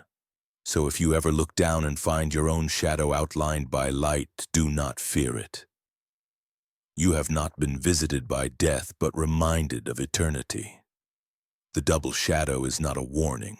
It's a promise, a glimpse of the luminous being walking beside you, waiting, patient and radiant, until both of you step into the same light together. It happens when you least expect it. You're outside, maybe looking for nothing more than quiet when the sky suddenly changes. Not the way it does before rain or storm, but in a way that stops everything.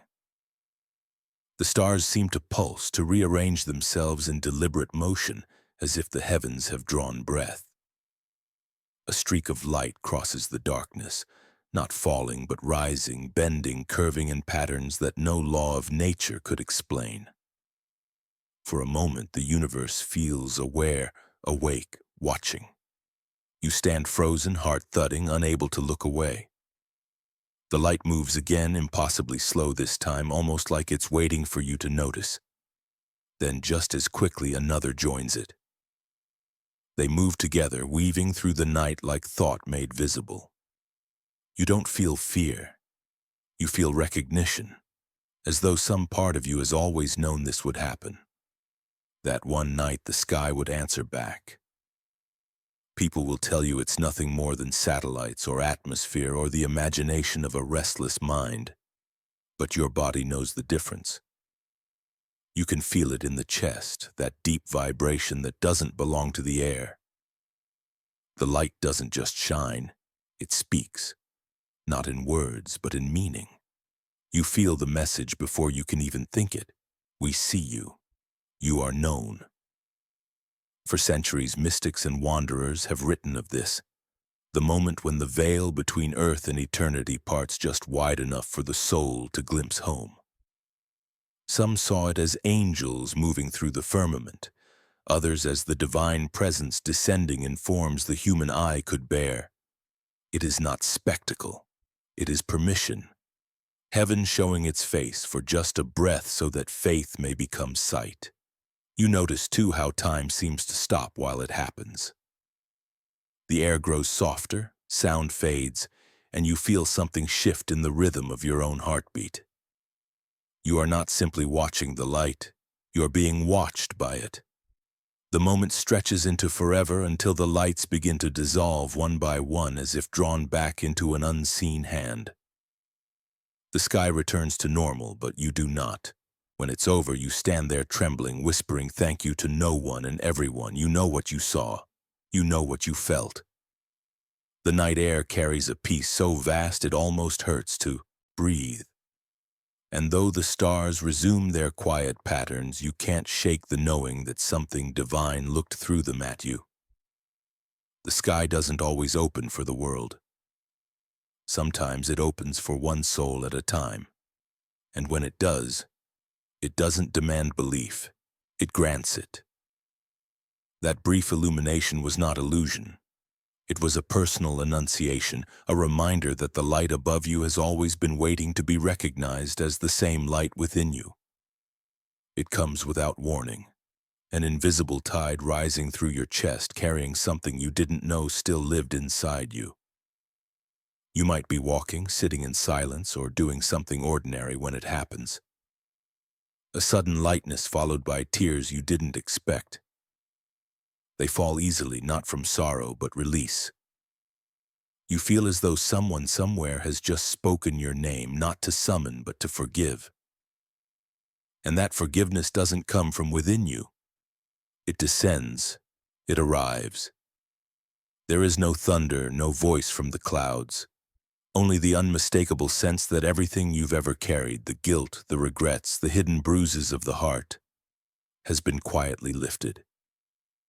It's disorienting at first, like learning that gravity no longer applies. You reach for the familiar ache out of habit, but it isn't there. The pain that once seemed permanent is gone, erased not by effort but by grace. You realize that mercy is not a feeling you create.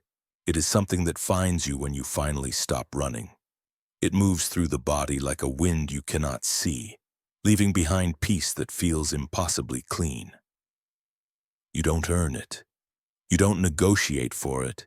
You simply receive it, trembling and astonished, like rain on dry earth. The strangest part is how physical it feels. There's warmth under your skin, as though someone has laid a gentle hand upon your back.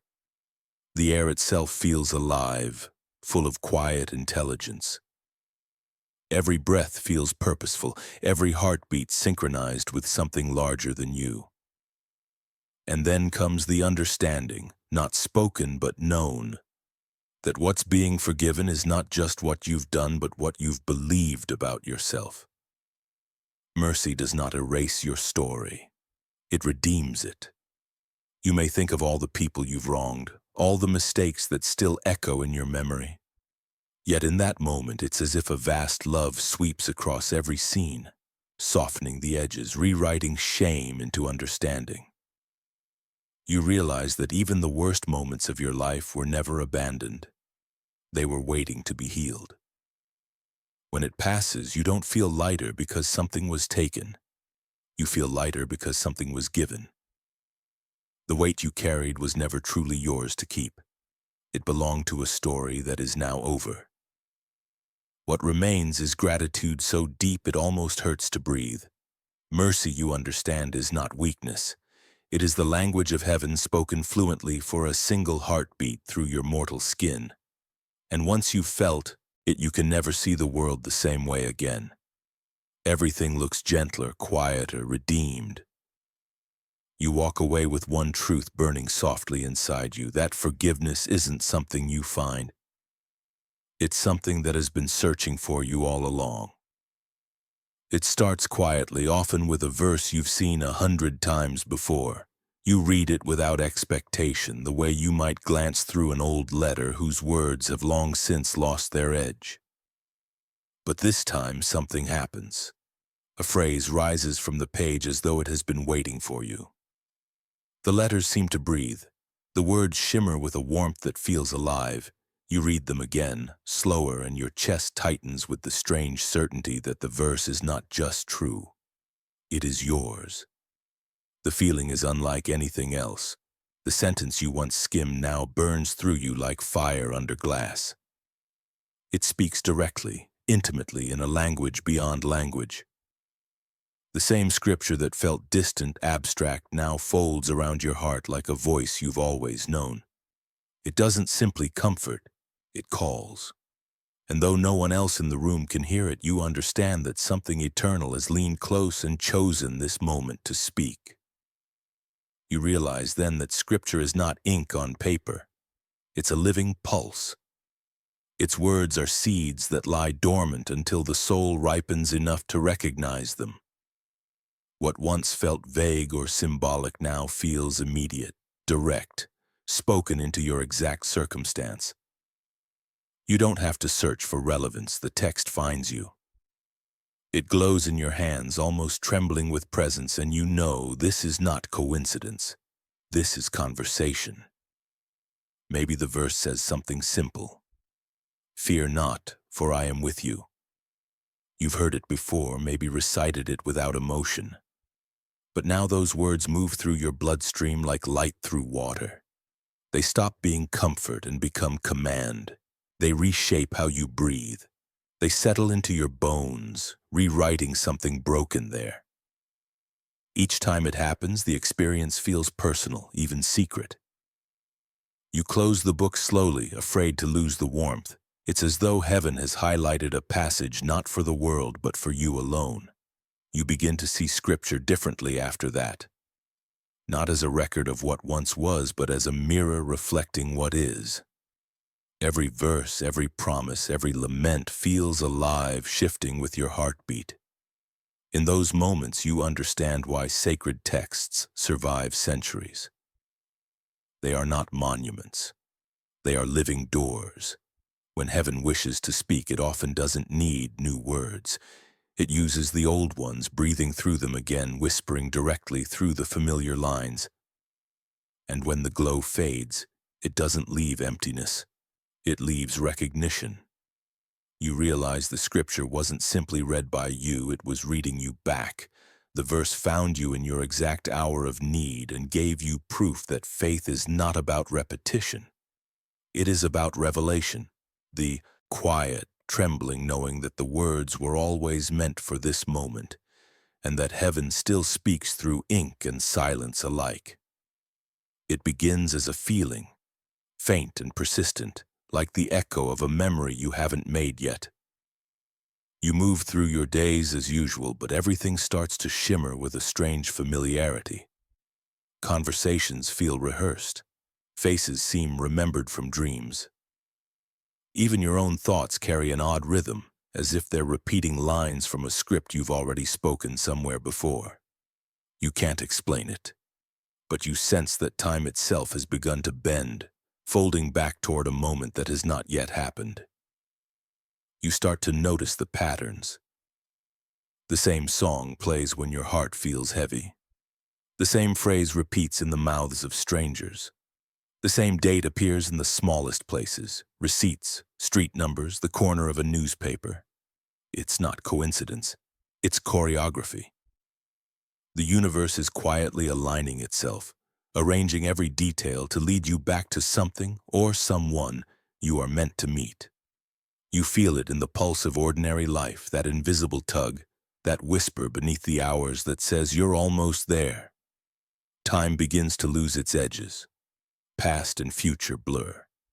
You remember moments that haven't yet come, like faint photographs in your mind. Sometimes you catch yourself smiling before the reason arrives. Sometimes dread brushes your skin seconds before the phone rings. The line between memory and prophecy thins until you realize they might be the same thing. Echoes looping across the hourglass, falling upward and downward at once. There's a sacred unease in this awareness. You know something approaches, though you cannot name it. It isn't death, not exactly, it's recognition. The sense that the story of your life is circling toward its next turning point, one written long before you were born. You're not trapped in fate, you're being summoned by it, and deep down, you understand that when the meeting comes, whatever or whoever it is, it will feel less like discovery and more like return. Some describe it as déjà vu stretched across weeks or months, others as destiny rehearsing itself until you're ready to receive it. You might find yourself drawn to places for no reason, only to discover later that they hold meaning you couldn't have imagined. Every path, every delay, every missed opportunity begins to reveal itself as part of the same spiral leading you forward. And then one day the feeling sharpens. You look up and time seems to hold its breath.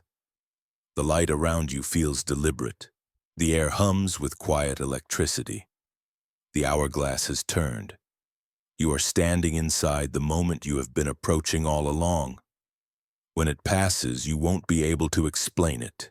You'll only know that something vast has reset, that life is not a straight line but a circle endlessly returning to its center. And in that center, heaven waits, patient and certain, turning time like sand through an unseen hand, until everything meets exactly where it was always meant to. It happens when you're standing at a crossroads, lost, uncertain, weighed down by questions you can't seem to answer. You might be sitting alone in a cafe, or stranded on a street you've never walked before when someone appears. They look ordinary, almost forgettable. Their clothes are simple, their smile easy, their voice calm. Yet the moment they speak, something inside you stills. Their words are not random, they are precise, personal, spoken as if they've been listening to your thoughts all along. You try to explain the timing as coincidence, but their presence feels too deliberate. They tell you something simple, a sentence, a phrase, maybe even just a few words, but it lands like prophecy. It's exactly what you needed to hear, not the way you hoped to hear it, but the way truth always arrives, sharp, clear, undeniable. For a heartbeat, the noise of the world falls away and you can feel heaven leaning through their voice. And then, just as quietly as they arrived, they're gone. You glance down, answer a text, look back up, and the seat is empty. You check the street and they've vanished into the crowd. There's no trace, no goodbye, no explanation. You're left standing there, replaying every word, realizing that what they gave you was not conversation. It was message. For centuries, stories have carried the same pattern. Wanderers met at dusk by travelers who disappear once the warning or comfort has been spoken. A lost child found by an old woman who knows their name but not her own. A stranger on a train who says you'll be all right, and somehow you are. The sacred wears the mask of the ordinary because the ordinary is where we least expect to find it. You'll try to convince yourself later that they were just kind people, that it was coincidence. But deep down, you know, the timing was too exact, the words too intimate, the peace too immediate. Heaven doesn't always send angels in shining robes. Sometimes it sends them in denim and dust, their wings folded beneath the weight of human disguise. You'll notice something else, too.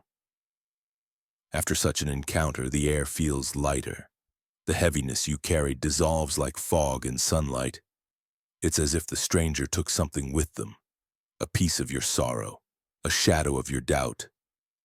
You walk away changed, though you can't quite say how. In time, you stop asking where they came from. You stop searching faces in crowds because you understand that these messengers arrive only when the soul reaches a certain frequency of need. They find you, deliver what heaven asked them to say, and vanish before you can thank them. But the words remain, pulsing inside you like light under skin. And every time you remember them, you can almost hear that quiet voice again, reminding you that help has never been far. It has simply worn human shape. It begins quietly, almost imperceptibly. The things that once filled your days start to fall away. not through force, but through a slow unraveling. The invitations stop coming. The phone quiets. The projects that once consumed you lose their meaning. Even pleasures that used to bring comfort feel strangely hollow now, as if life itself is gently taking back what it once lent you. At first it feels like loss. Later you realize it's mercy. The road begins to narrow. You notice it in the way time feels different. The rush fades, the noise dulls. People drift to the edges of your story, leaving space where once there was clutter. The universe, it seems, has begun the sacred work of subtraction. Not as punishment, but as preparation. You're being stripped down to what is essential, what will endure when all else falls away. Faith, once an idea, begins to take physical form. You can feel it in your chest when you wake. You can sense it when everything you depended on slips out of reach. It's no longer a word you repeat in prayer. It becomes the pulse that keeps you standing when reason and control are gone. Heaven has a way of refining the soul through removal, not addition. It doesn't give you more to hold. It teaches you how to let go. At first you resist. You call it bad luck or exhaustion or just a difficult season. But the more you fight, the tighter the path becomes. What doesn't belong is being pressed out of your life. Habits that once defined you now feel foreign. Certain conversations drain you in ways they never did. It's as if something within you has outgrown the life around it, and the walls are closing in until you find the door you were always meant to walk through. The road narrows so that your heart can widen. When all distractions fade, what remains becomes sacred by default. The few people who stay near during this season aren't there by coincidence. They are part of your soul's inner circle, those who speak the language of endurance and light. You'll notice how stillness begins to take on a kind of holiness. Silence no longer feels empty but full, like the pause before a divine whisper. Eventually you realize this isn't a path of reduction, it's a pilgrimage of return. You are being led home, not away. The things that fall away were never yours to keep. They were the scaffolding meant to build something invisible inside you. When you finally reach the narrowest point of all, where nothing remains but breath and faith, you will find what the soul always sought. Peace, without condition. In that quiet, stripped-down space, you'll understand. Heaven doesn't demand you carry more, it asks that you carry less. Because only when your hands are empty can you truly receive what has been waiting for you all along. There comes a night when sleep feels different, deeper, quieter, almost sacred. You lie down the same way you always do, but something in the air feels charged, as though unseen hands have drawn a veil between this world and the next. You drift not into darkness but into light, a soft pulsing brightness that seems to breathe with you. There is no fear, only a strange recognition, like remembering a song you once knew by heart. You find yourself walking through a mist that glows from within. The air hums faintly, alive with soundless music. Shapes begin to form ahead of you, not sharp, not solid, but familiar in ways that make your chest ache. The ground beneath your feet isn't quite ground at all. It feels more like the surface of memory, solid only because you believe it is. Every step forward feels like shedding something heavy. Guilt, doubt, time. Each one dissolves behind you like fog burned away by dawn. And then, through that shining mist, you see them, the faces you thought were lost forever. A father, a mother, a friend, perhaps even a child. They look as they did in their happiest moments, whole, radiant, unburdened. When they speak, you don't hear with your ears but with your heart. Their voices are carried in warmth, not sound. You are remembered, they say. You were never forgotten. Tears form not from sadness, but from a recognition too deep for words. You want to reach out, to hold them, but touch is different here. It's not of skin and bone, but of presence and knowing. They press something invisible into your hands, not an object, but a truth. That everything you loved was never truly gone. That love itself is the bridge between worlds. That heaven has always been near, waiting for you to notice. For a moment you linger there, feeling both the pull of this brightness and the faint tether of your sleeping body far away. You realize this place is not meant to keep you yet. It's an invitation, not a capture. The ones you love smile, and behind their eyes is the promise that you will meet again. Not in dream, but in forever. As the mist begins to lift, the edges of the world grow sharper. You feel yourself descending gently back into the rhythm of breath, the weight of sheets, the faint hum of life around you. Yet something has changed. The room is the same, but lighter. Your heart beats slower, calmer. The fear of death that once clung like shadow now feels like an old garment you've finally outgrown. You close your eyes once more, whispering a name you cannot recall. And somewhere beyond distance and dream, they answer, not with words, but with peace. And when you wake, that peace lingers like the echo of heaven still caught in your breath. It begins as a shimmer in the distance, a glimmer that seems to move with purpose. You can't tell if it's water or light or something beyond both. As you draw closer, you hear it before you see it fully. A low, eternal murmur, the sound of movement that has no beginning and no end. The air hums around you, thick with warmth and memory. Then it appears, a river unlike any on earth, flowing not with water, but with radiant light. Every ripple gleams with color too, pure for human sight, as if all the dawns that ever were have gathered here to rest. You stand at its edge and feel the current pull at your soul, not your body. It is not a demand, but a calling. Each wave carries whispers, laughter, prayers, the final sighs of lives long ended. Yet none of it feels mournful. It's beautiful. Heartbreakingly so, because you realize what you're hearing are not farewells, but continuations. Every life that ever was flows into this current, mingling into one endless rhythm. You understand without being told that this river is not the border between life and death. It is the connection. The two are not separate shores, but parts of the same current, looping and returning in ways too vast for human comprehension. On one bank, the living dream of eternity. On the other, the departed awaken into light. Between them, the river carries messages, dreams, signs, moments of sudden calm that brush the heart like a feather and then fade. You kneel beside it, and for an instant you glimpse your own reflection. Not the face you wear now, but every version of yourself that ever was. A child laughing, a lover holding on, a wanderer searching. All the selves you thought were lost flow together in that reflection, merging with the same grace as the river's light. You see that nothing ever truly disappears. Everything that has ever loved continues somewhere within this motion. Then from across the current, figures begin to appear. They are luminous, not with their own brightness, but with the river's reflection. They raise their hands, not beckoning, but blessing. You understand their silence. They are telling you that death is not an ending, but a return.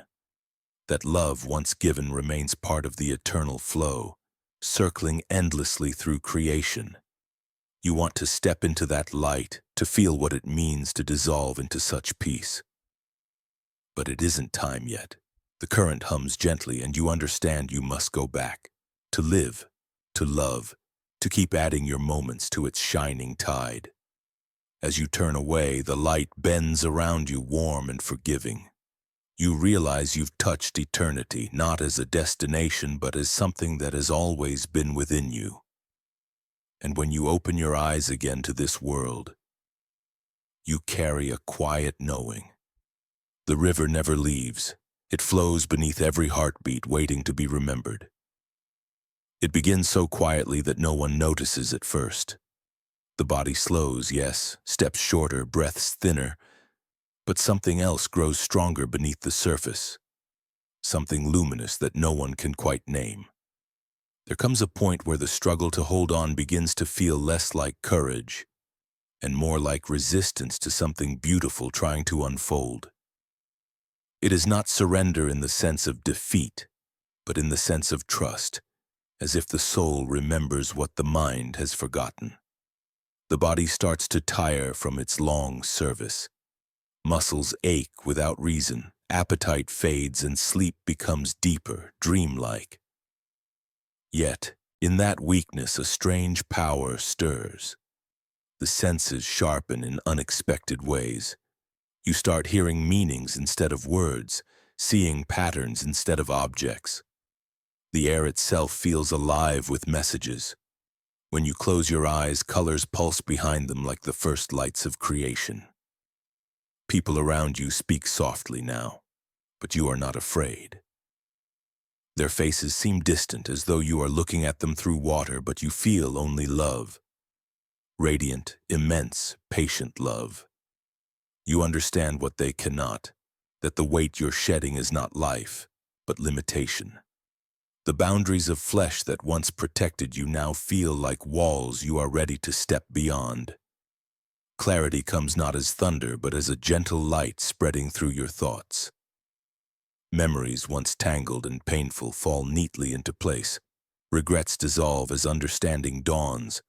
Why certain losses had to happen. Why some prayers went unanswered. You begin to see your life not as a chain of random events, but as one long preparation for this moment of recognition. The design that once seemed cruel now reveals its hidden mercy. You find yourself speaking less, not because you have nothing to say, but because words feel too small to hold what you now know. Silence becomes your prayer. Breath becomes your hymn. Every heartbeat feels like a step closer to home. At night, you feel the nearness of those who left before you. Their presence is unmistakable, not haunting but reassuring. You sense them standing at the edge of the veil, patient and smiling. Sometimes you even hear your name, spoken not as a call but as a welcome. And in those final moments when the body trembles with exhaustion and the world begins to blur, peace arrives, not as relief, but as revelation. You realize the journey was never about escaping death, but remembering life in its truest form. The spirit, once caged in frailty, stretches like wings, finding their strength again. The room grows quiet. Time loosens its grip, and within that stillness you finally understand. You were never dying. You were simply remembering how to return. It happens in silence. Not the heavy kind that follows grief, but a soft, almost sacred quiet that settles over everything. Conversations pause without reason. Laughter fades gently, not from sadness, but from a sudden awareness that something is shifting. The air feels different, lighter, clearer, as if the room itself knows what's about to happen before anyone else does. Those closest to the one departing begin to move more slowly, as if guided by unseen hands. They don't understand why they're drawn to linger by the bedside, to touch a shoulder, to sit without speaking. Even the animals grow still. A dog that usually paces lies down beside the bed and does not stir. A clock somewhere in the house skips a beat, its rhythm faltering for just an instant, then resumes, subtly altered, like a breath held and released. No one announces goodbye. There are no grand speeches, no wails, no tears yet. Instead, a gentle unity fills the space. People find themselves remembering small kindnesses, moments long forgotten. A shared meal, a quiet walk, the sound of a familiar voice. It's as if memory itself is preparing a farewell offering, laying pieces of love like petals at the threshold. The one leaving doesn't speak either. They no longer need to. Their eyes hold an understanding that transcends language. They might squeeze a hand, or simply exhale in a way that feels like communication without sound. Their presence changes. It's still there, but lighter, softer, more like warmth than weight. You can feel them, but already they're partway gone, existing between two worlds. And yet no one panics. There is an unspoken peace, a shared sense that all is unfolding exactly as it should. The fear that once haunted conversations about death has vanished. In its place, there's gratitude, strange, unexpected gratitude that you were here for this quiet, holy moment. Sometimes a sudden stillness spreads through the house, and even those in other rooms look up at the same instant. They can't explain it, but they know.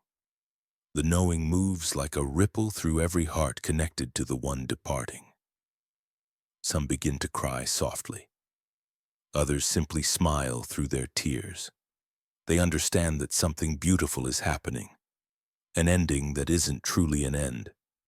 And when the final breath comes, it feels less like something leaving than something expanding.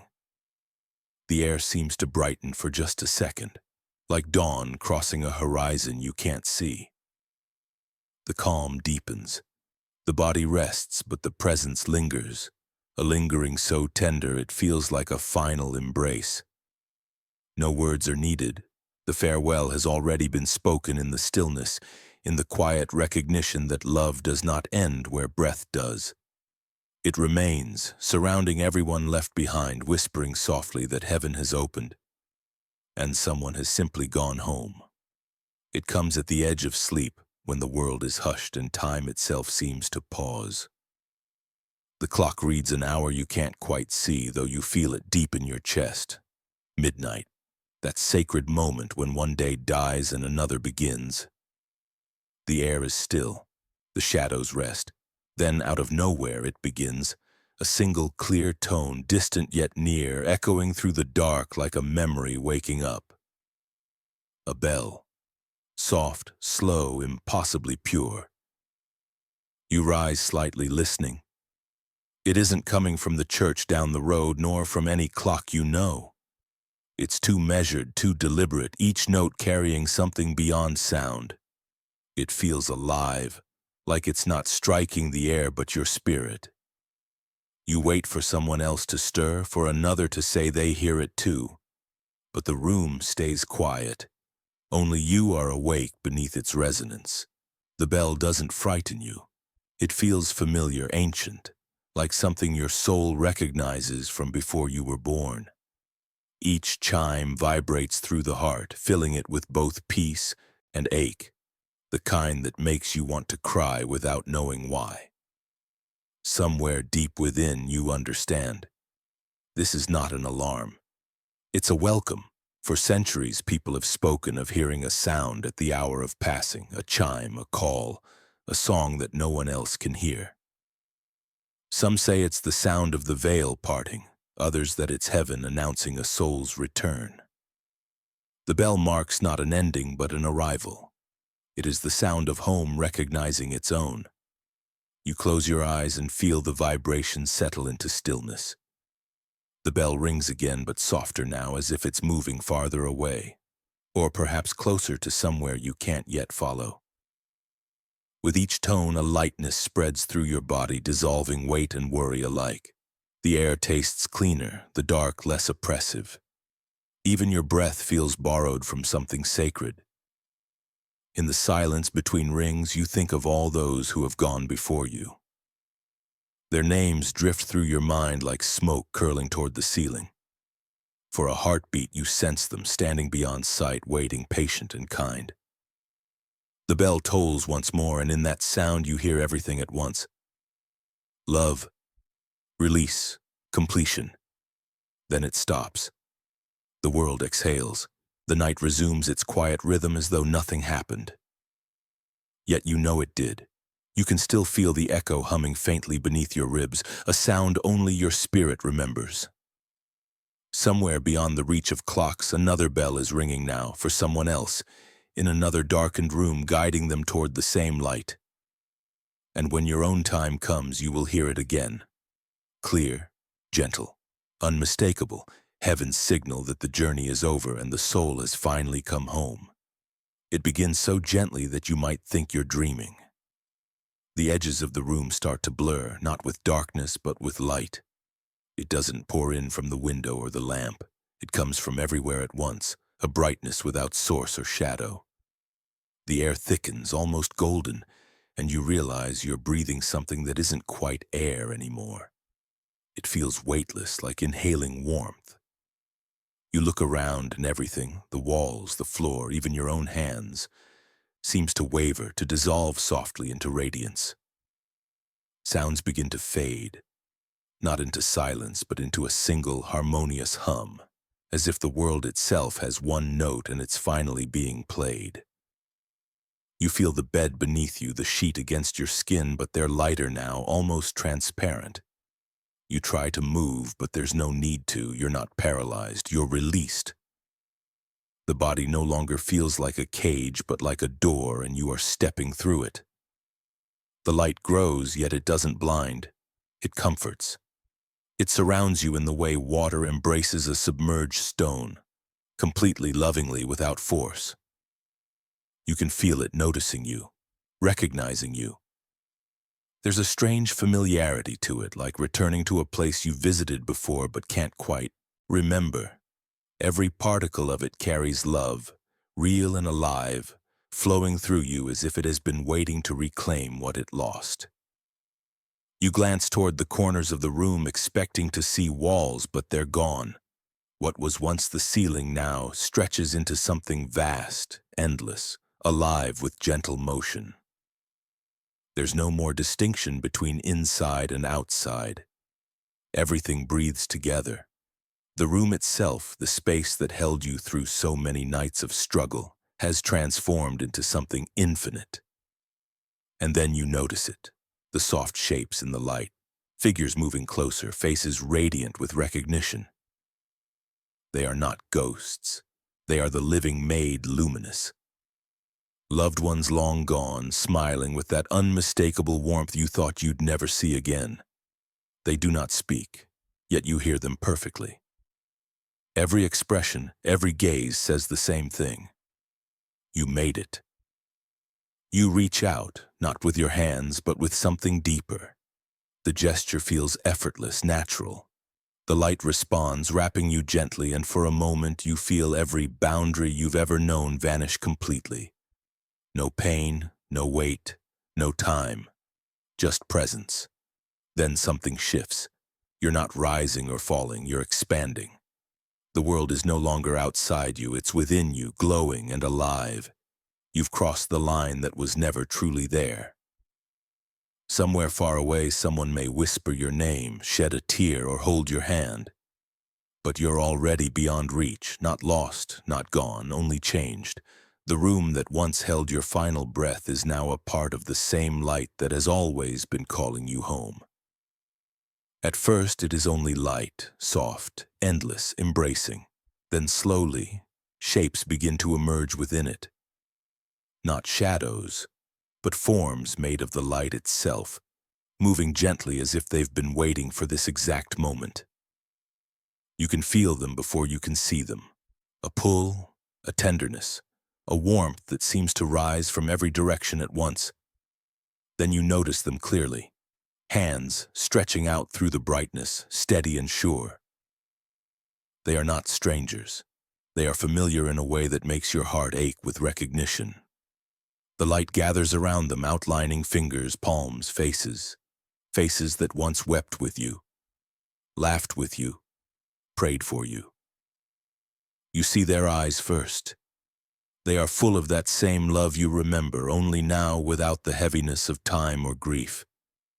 There are no wrinkles, no age, no pain, only the pure essence of who they always were. The mother who once kissed your forehead. The friend you lost too soon. The child whose laughter still echoes in your dreams. They are all here, not as memories but as presence, alive in a way that feels more real than anything you ever knew. They don't speak, yet you understand everything. The conversation happens without words, flowing straight into your heart. They tell you you're safe, that you were never alone, that every moment of sorrow, every unanswered prayer, every lonely night has brought you here to this meeting. Their eyes shine with the knowing of eternity, and in that gaze you see yourself reflected, not as you were, but as you've always been, radiant, whole, unafraid. One hand reaches closer, and when you take it, something inside you shifts. It isn't touch the way it was on Earth. It's communion, energy meeting energy.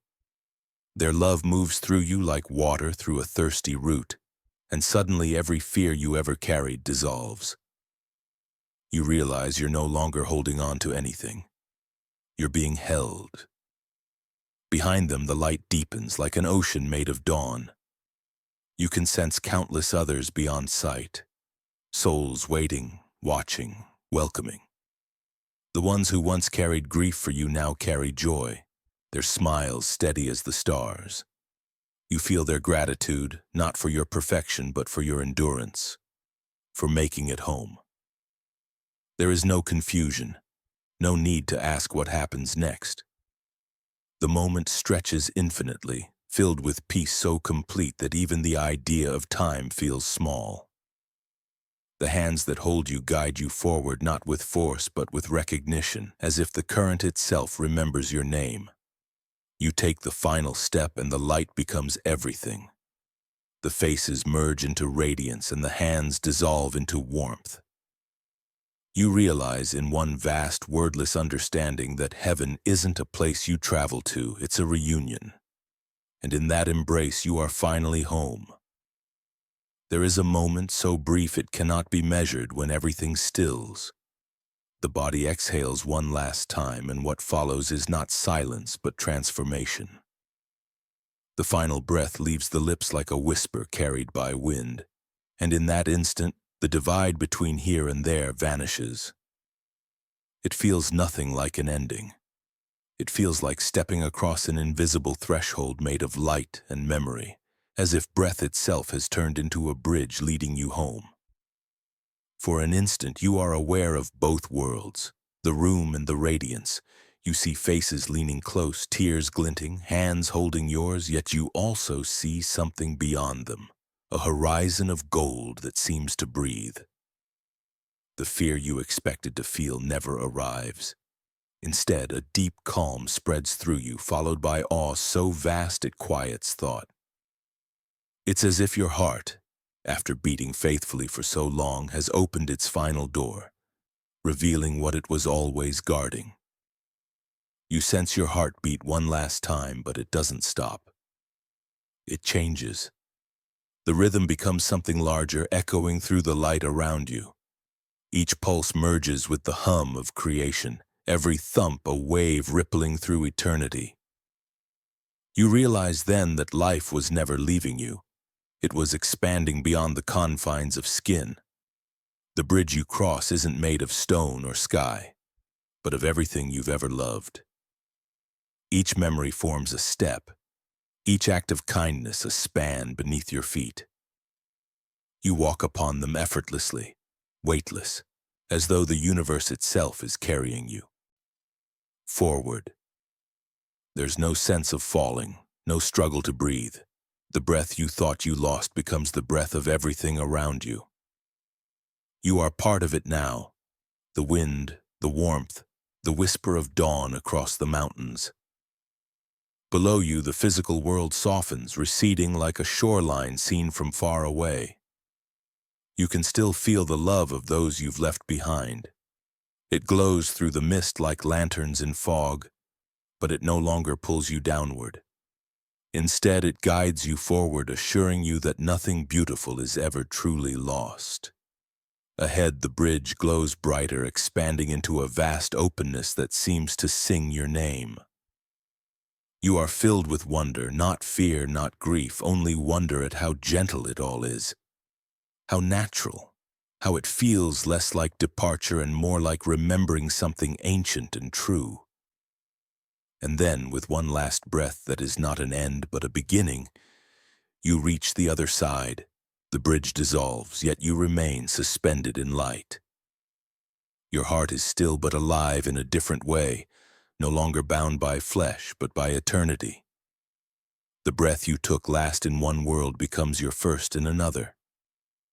And in that moment of infinite awe, you finally understand. Every heartbeat you ever had was leading here to the rhythm of forever. It arrives so quietly that it almost feels like the world is holding its breath. One heartbeat fades, one exhale drifts away, and then there is nothing. No rustle of air, no ticking of clocks, no hum of distant life. Everything stops. The moment stretches wider than time itself, yet it lasts only an instant. You are suspended inside it, a single awareness floating in the vastness between what was and what will be. It is not darkness. It is not light. It is something beyond both. A stillness so complete that it feels alive. You expect fear to come, but it doesn't. What you feel instead is astonishment. You've never known such quiet, such purity. The silence is not empty. It's full, thick with meaning, like a sea of invisible song waiting to begin. It wraps around you gently, holding you the way a mother holds a sleeping child. Every worry, every noise of thought dissolves into this great hush, as if the universe has pressed its finger to your lips and whispered, "Listen." And in that listening you hear something you've never truly heard before. Yourself. Not your voice, not your body, but your essence. The silence carries it, reflects it, amplifies it until you realize that you were never apart from anything. The line between you and creation fades.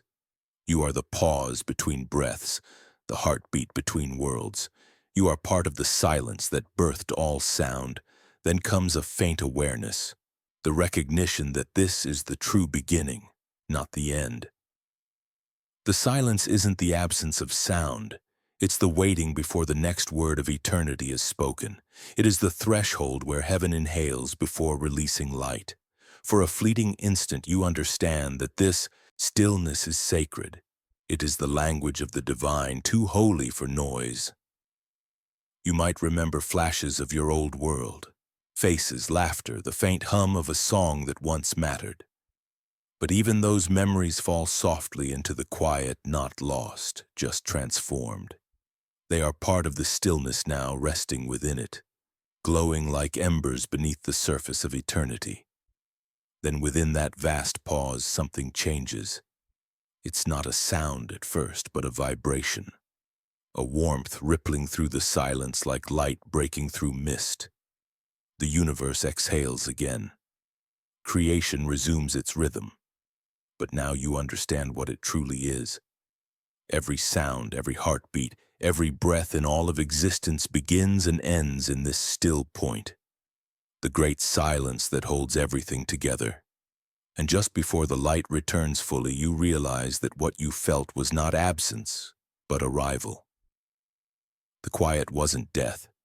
It was the first heartbeat of forever, the breath before dawn, the stillness in which eternity first remembers your name.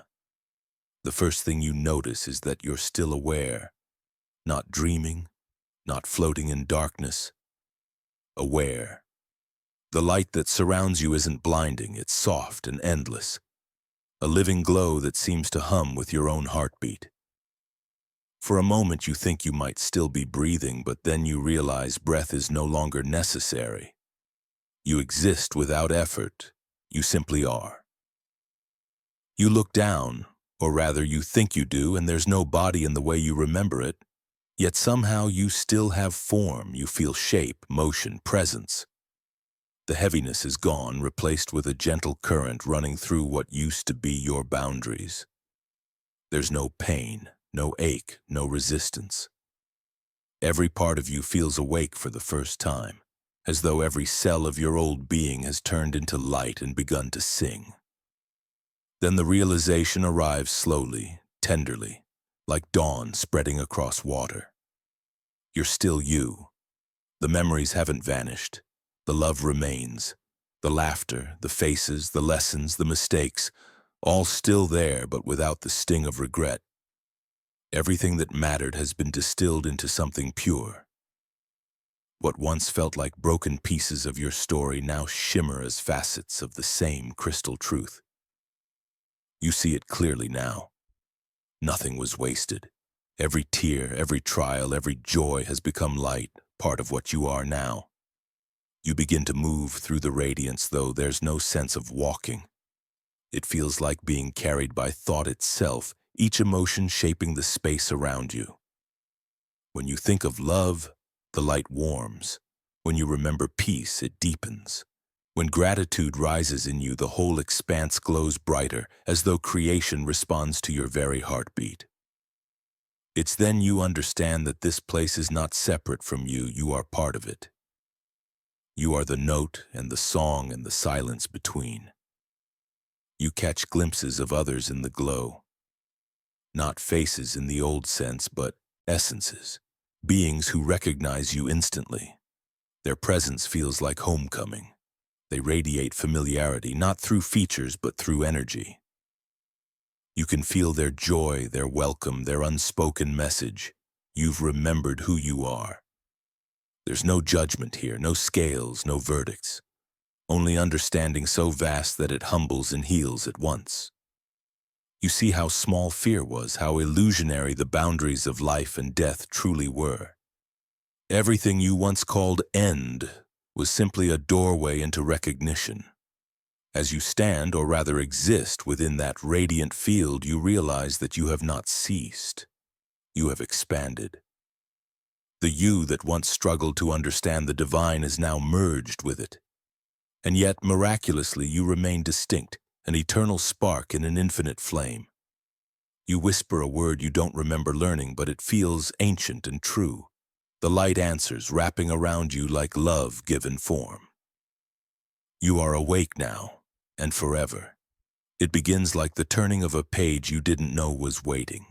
The light softens, and suddenly you are no longer surrounded by endless glow, but by a vastness that feels alive.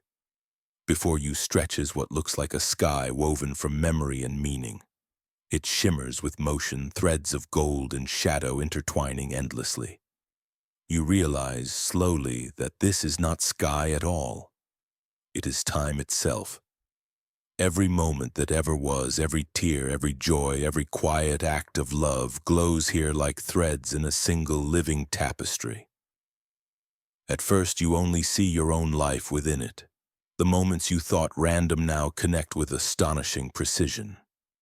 The pain that once made no sense now reveals its pattern, a necessary curve in a greater design.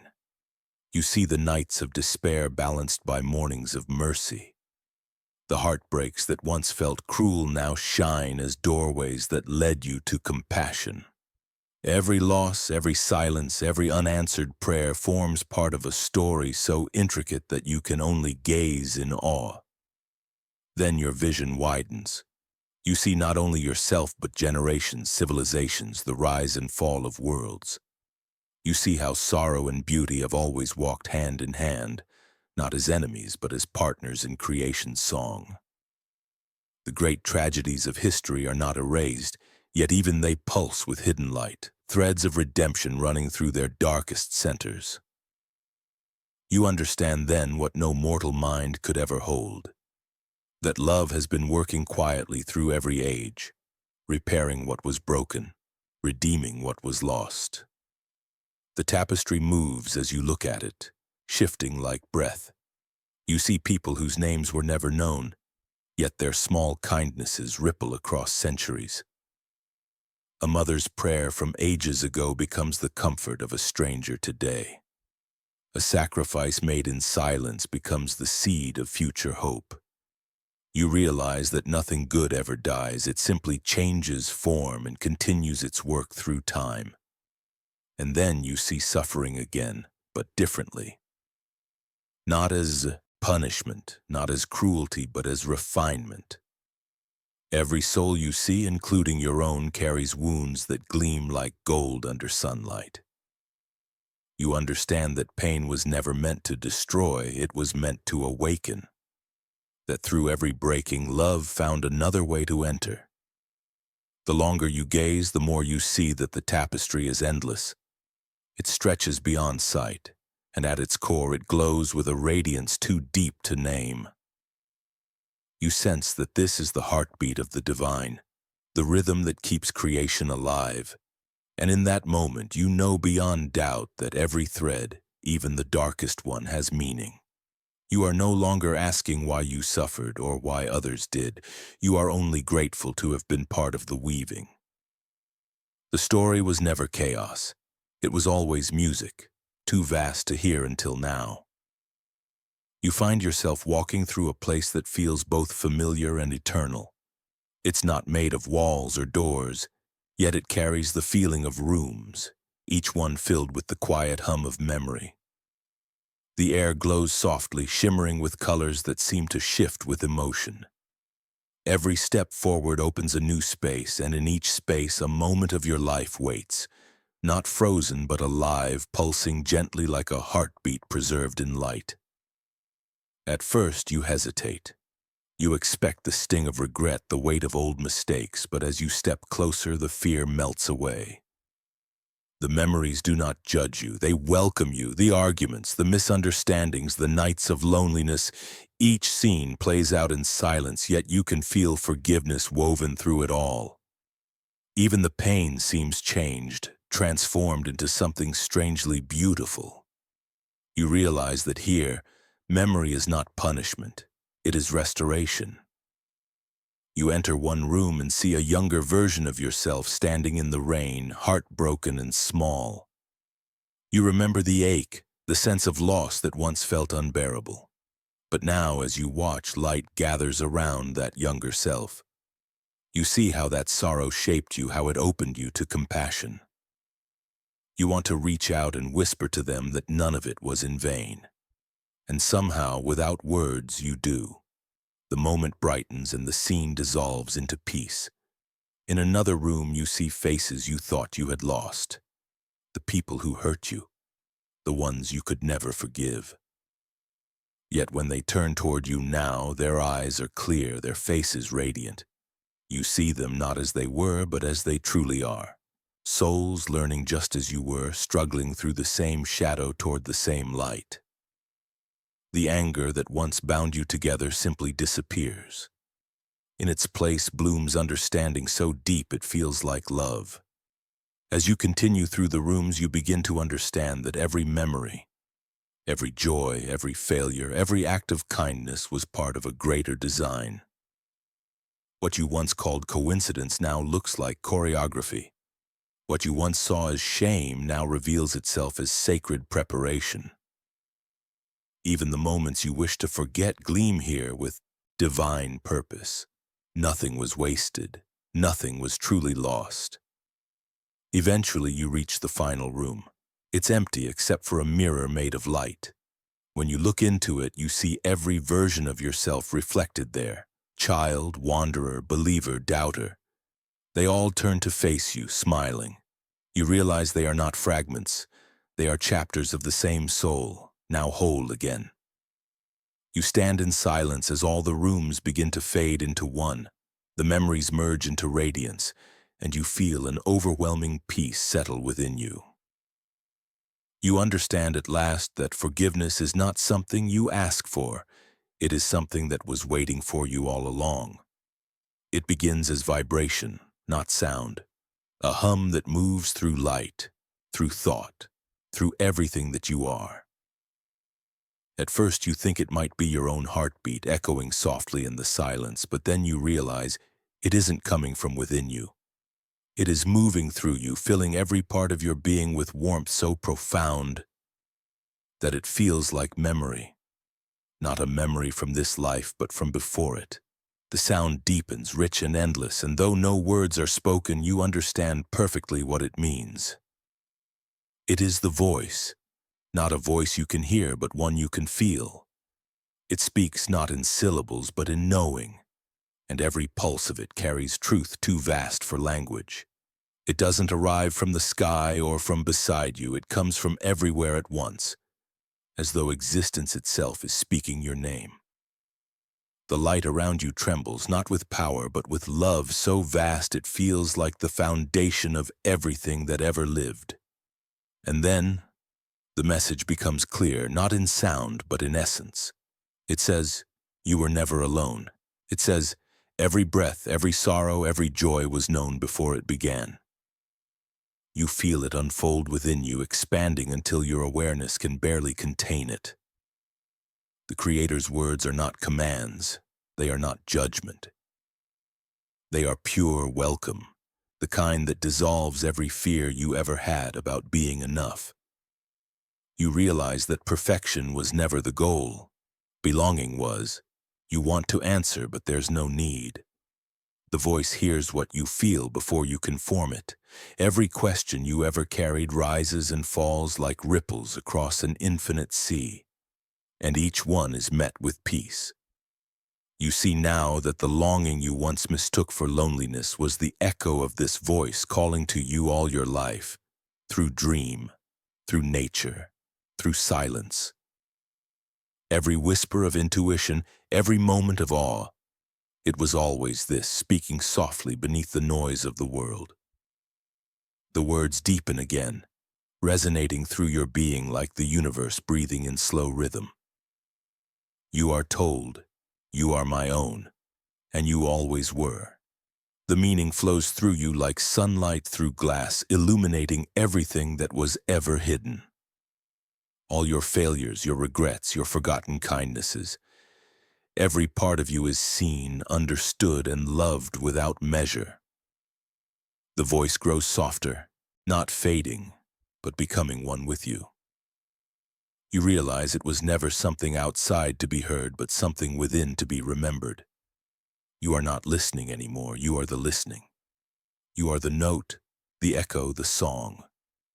When the last resonance settles, you stand in perfect stillness, not as a seeker, but as one found. The Creator is no longer a distant presence, but the pulse of your existence.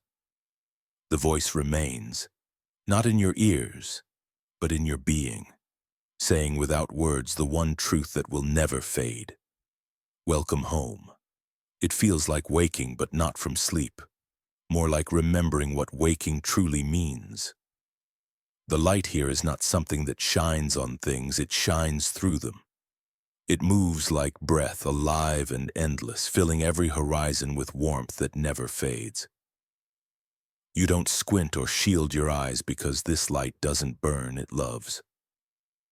Every color it touches glows with purpose, as if existence itself has been waiting for this eternal morning to begin. You look around and realize there is no sun in the sky. The light comes from everything, the ground, the air, even you. Shadows no longer exist because there is nothing left to block the light. Every heart, every soul, every memory has become transparent, filled with truth. The absence of darkness is not emptiness, it's completion. This is not the beginning of a new day. It is the day that never ends.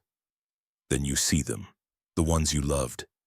They appear not as you last saw them, but as they truly are, radiant, whole, alive beyond the limits of age or pain. Recognition floods you instantly, but words feel unnecessary. You don't run to them because there is no distance between you. You simply are together, heart meeting heart like waves merging into one sea. Every reunion here feels like music without sound, a harmony of joy that needs no explanation. You can feel love moving through everything, not as emotion but as energy. The structure of this place, the law that holds it all together. Nothing here fades or withers or drifts away. The souls around you carry the essence of every story ever told, and yet no one longs for the past. Every loss has been rewritten into belonging. You understand that grief was never the opposite of love. It was its echo in a temporary world. Now the echo has found its source. The landscape stretches infinitely, but it doesn't overwhelm. It feels personal, shaped perfectly for you. The fields shimmer, the waters sing, and every color carries a note of peace. You sense creation continuing here, not in struggle, but in joy. Life renewing itself endlessly. There is no time to measure because there is no need. Morning is not followed by night. It simply expands forever, golden and alive. As you stand in that radiance, you feel no boundary between yourself and the divine. The same light that surrounds you pulses within you. You are not merely standing in eternity, you are part of its heartbeat. Every face around you glows with the same truth. All have returned home. All are complete. All are loved beyond the reach of loss. The eternal morning stretches on, not in duration but in fullness. You breathe the light and realize you're breathing love itself. There are no farewells, no fears, no shadows. Only the endless dawn of forever, where every soul shines and every moment sings welcome home. It happens just as the light begins to settle around you, when the peace feels so complete that nothing more could possibly remain undone. Yet something gentle stirs inside, a final motion, not of longing, but of love. You look back, not because you are pulled, but because compassion itself turns you. Below, in the world of breath and heartbeat, life continues, laughter, tears, silence, the ticking of clocks. You see it all at once, the countless souls still searching, still questioning, still mistaking the whispers of heaven for coincidence. And you know you must leave them one last message. You reach toward them, though no hand moves, and your intention becomes wind. It flows through open windows, through trembling leaves, through the quiet that follows prayer. It carries not words, but remembrance. You want them to know the truth, that the signs were never meant to frighten. The feathers, the flickering lights, the voices in dreams, they were not omens of ending. They were invitations, gentle reminders that heaven was never far. Each sign was love reaching through the veil, saying, "Look, even now you are seen." You see the living moving through their days, weighed by grief and doubt, thinking they are alone in their suffering. You wish you could show them how close the divine has always been, how the air around them hums with presence, how every moment of wonder was a doorway half open. The signs were not warnings of loss, but echoes of reunion.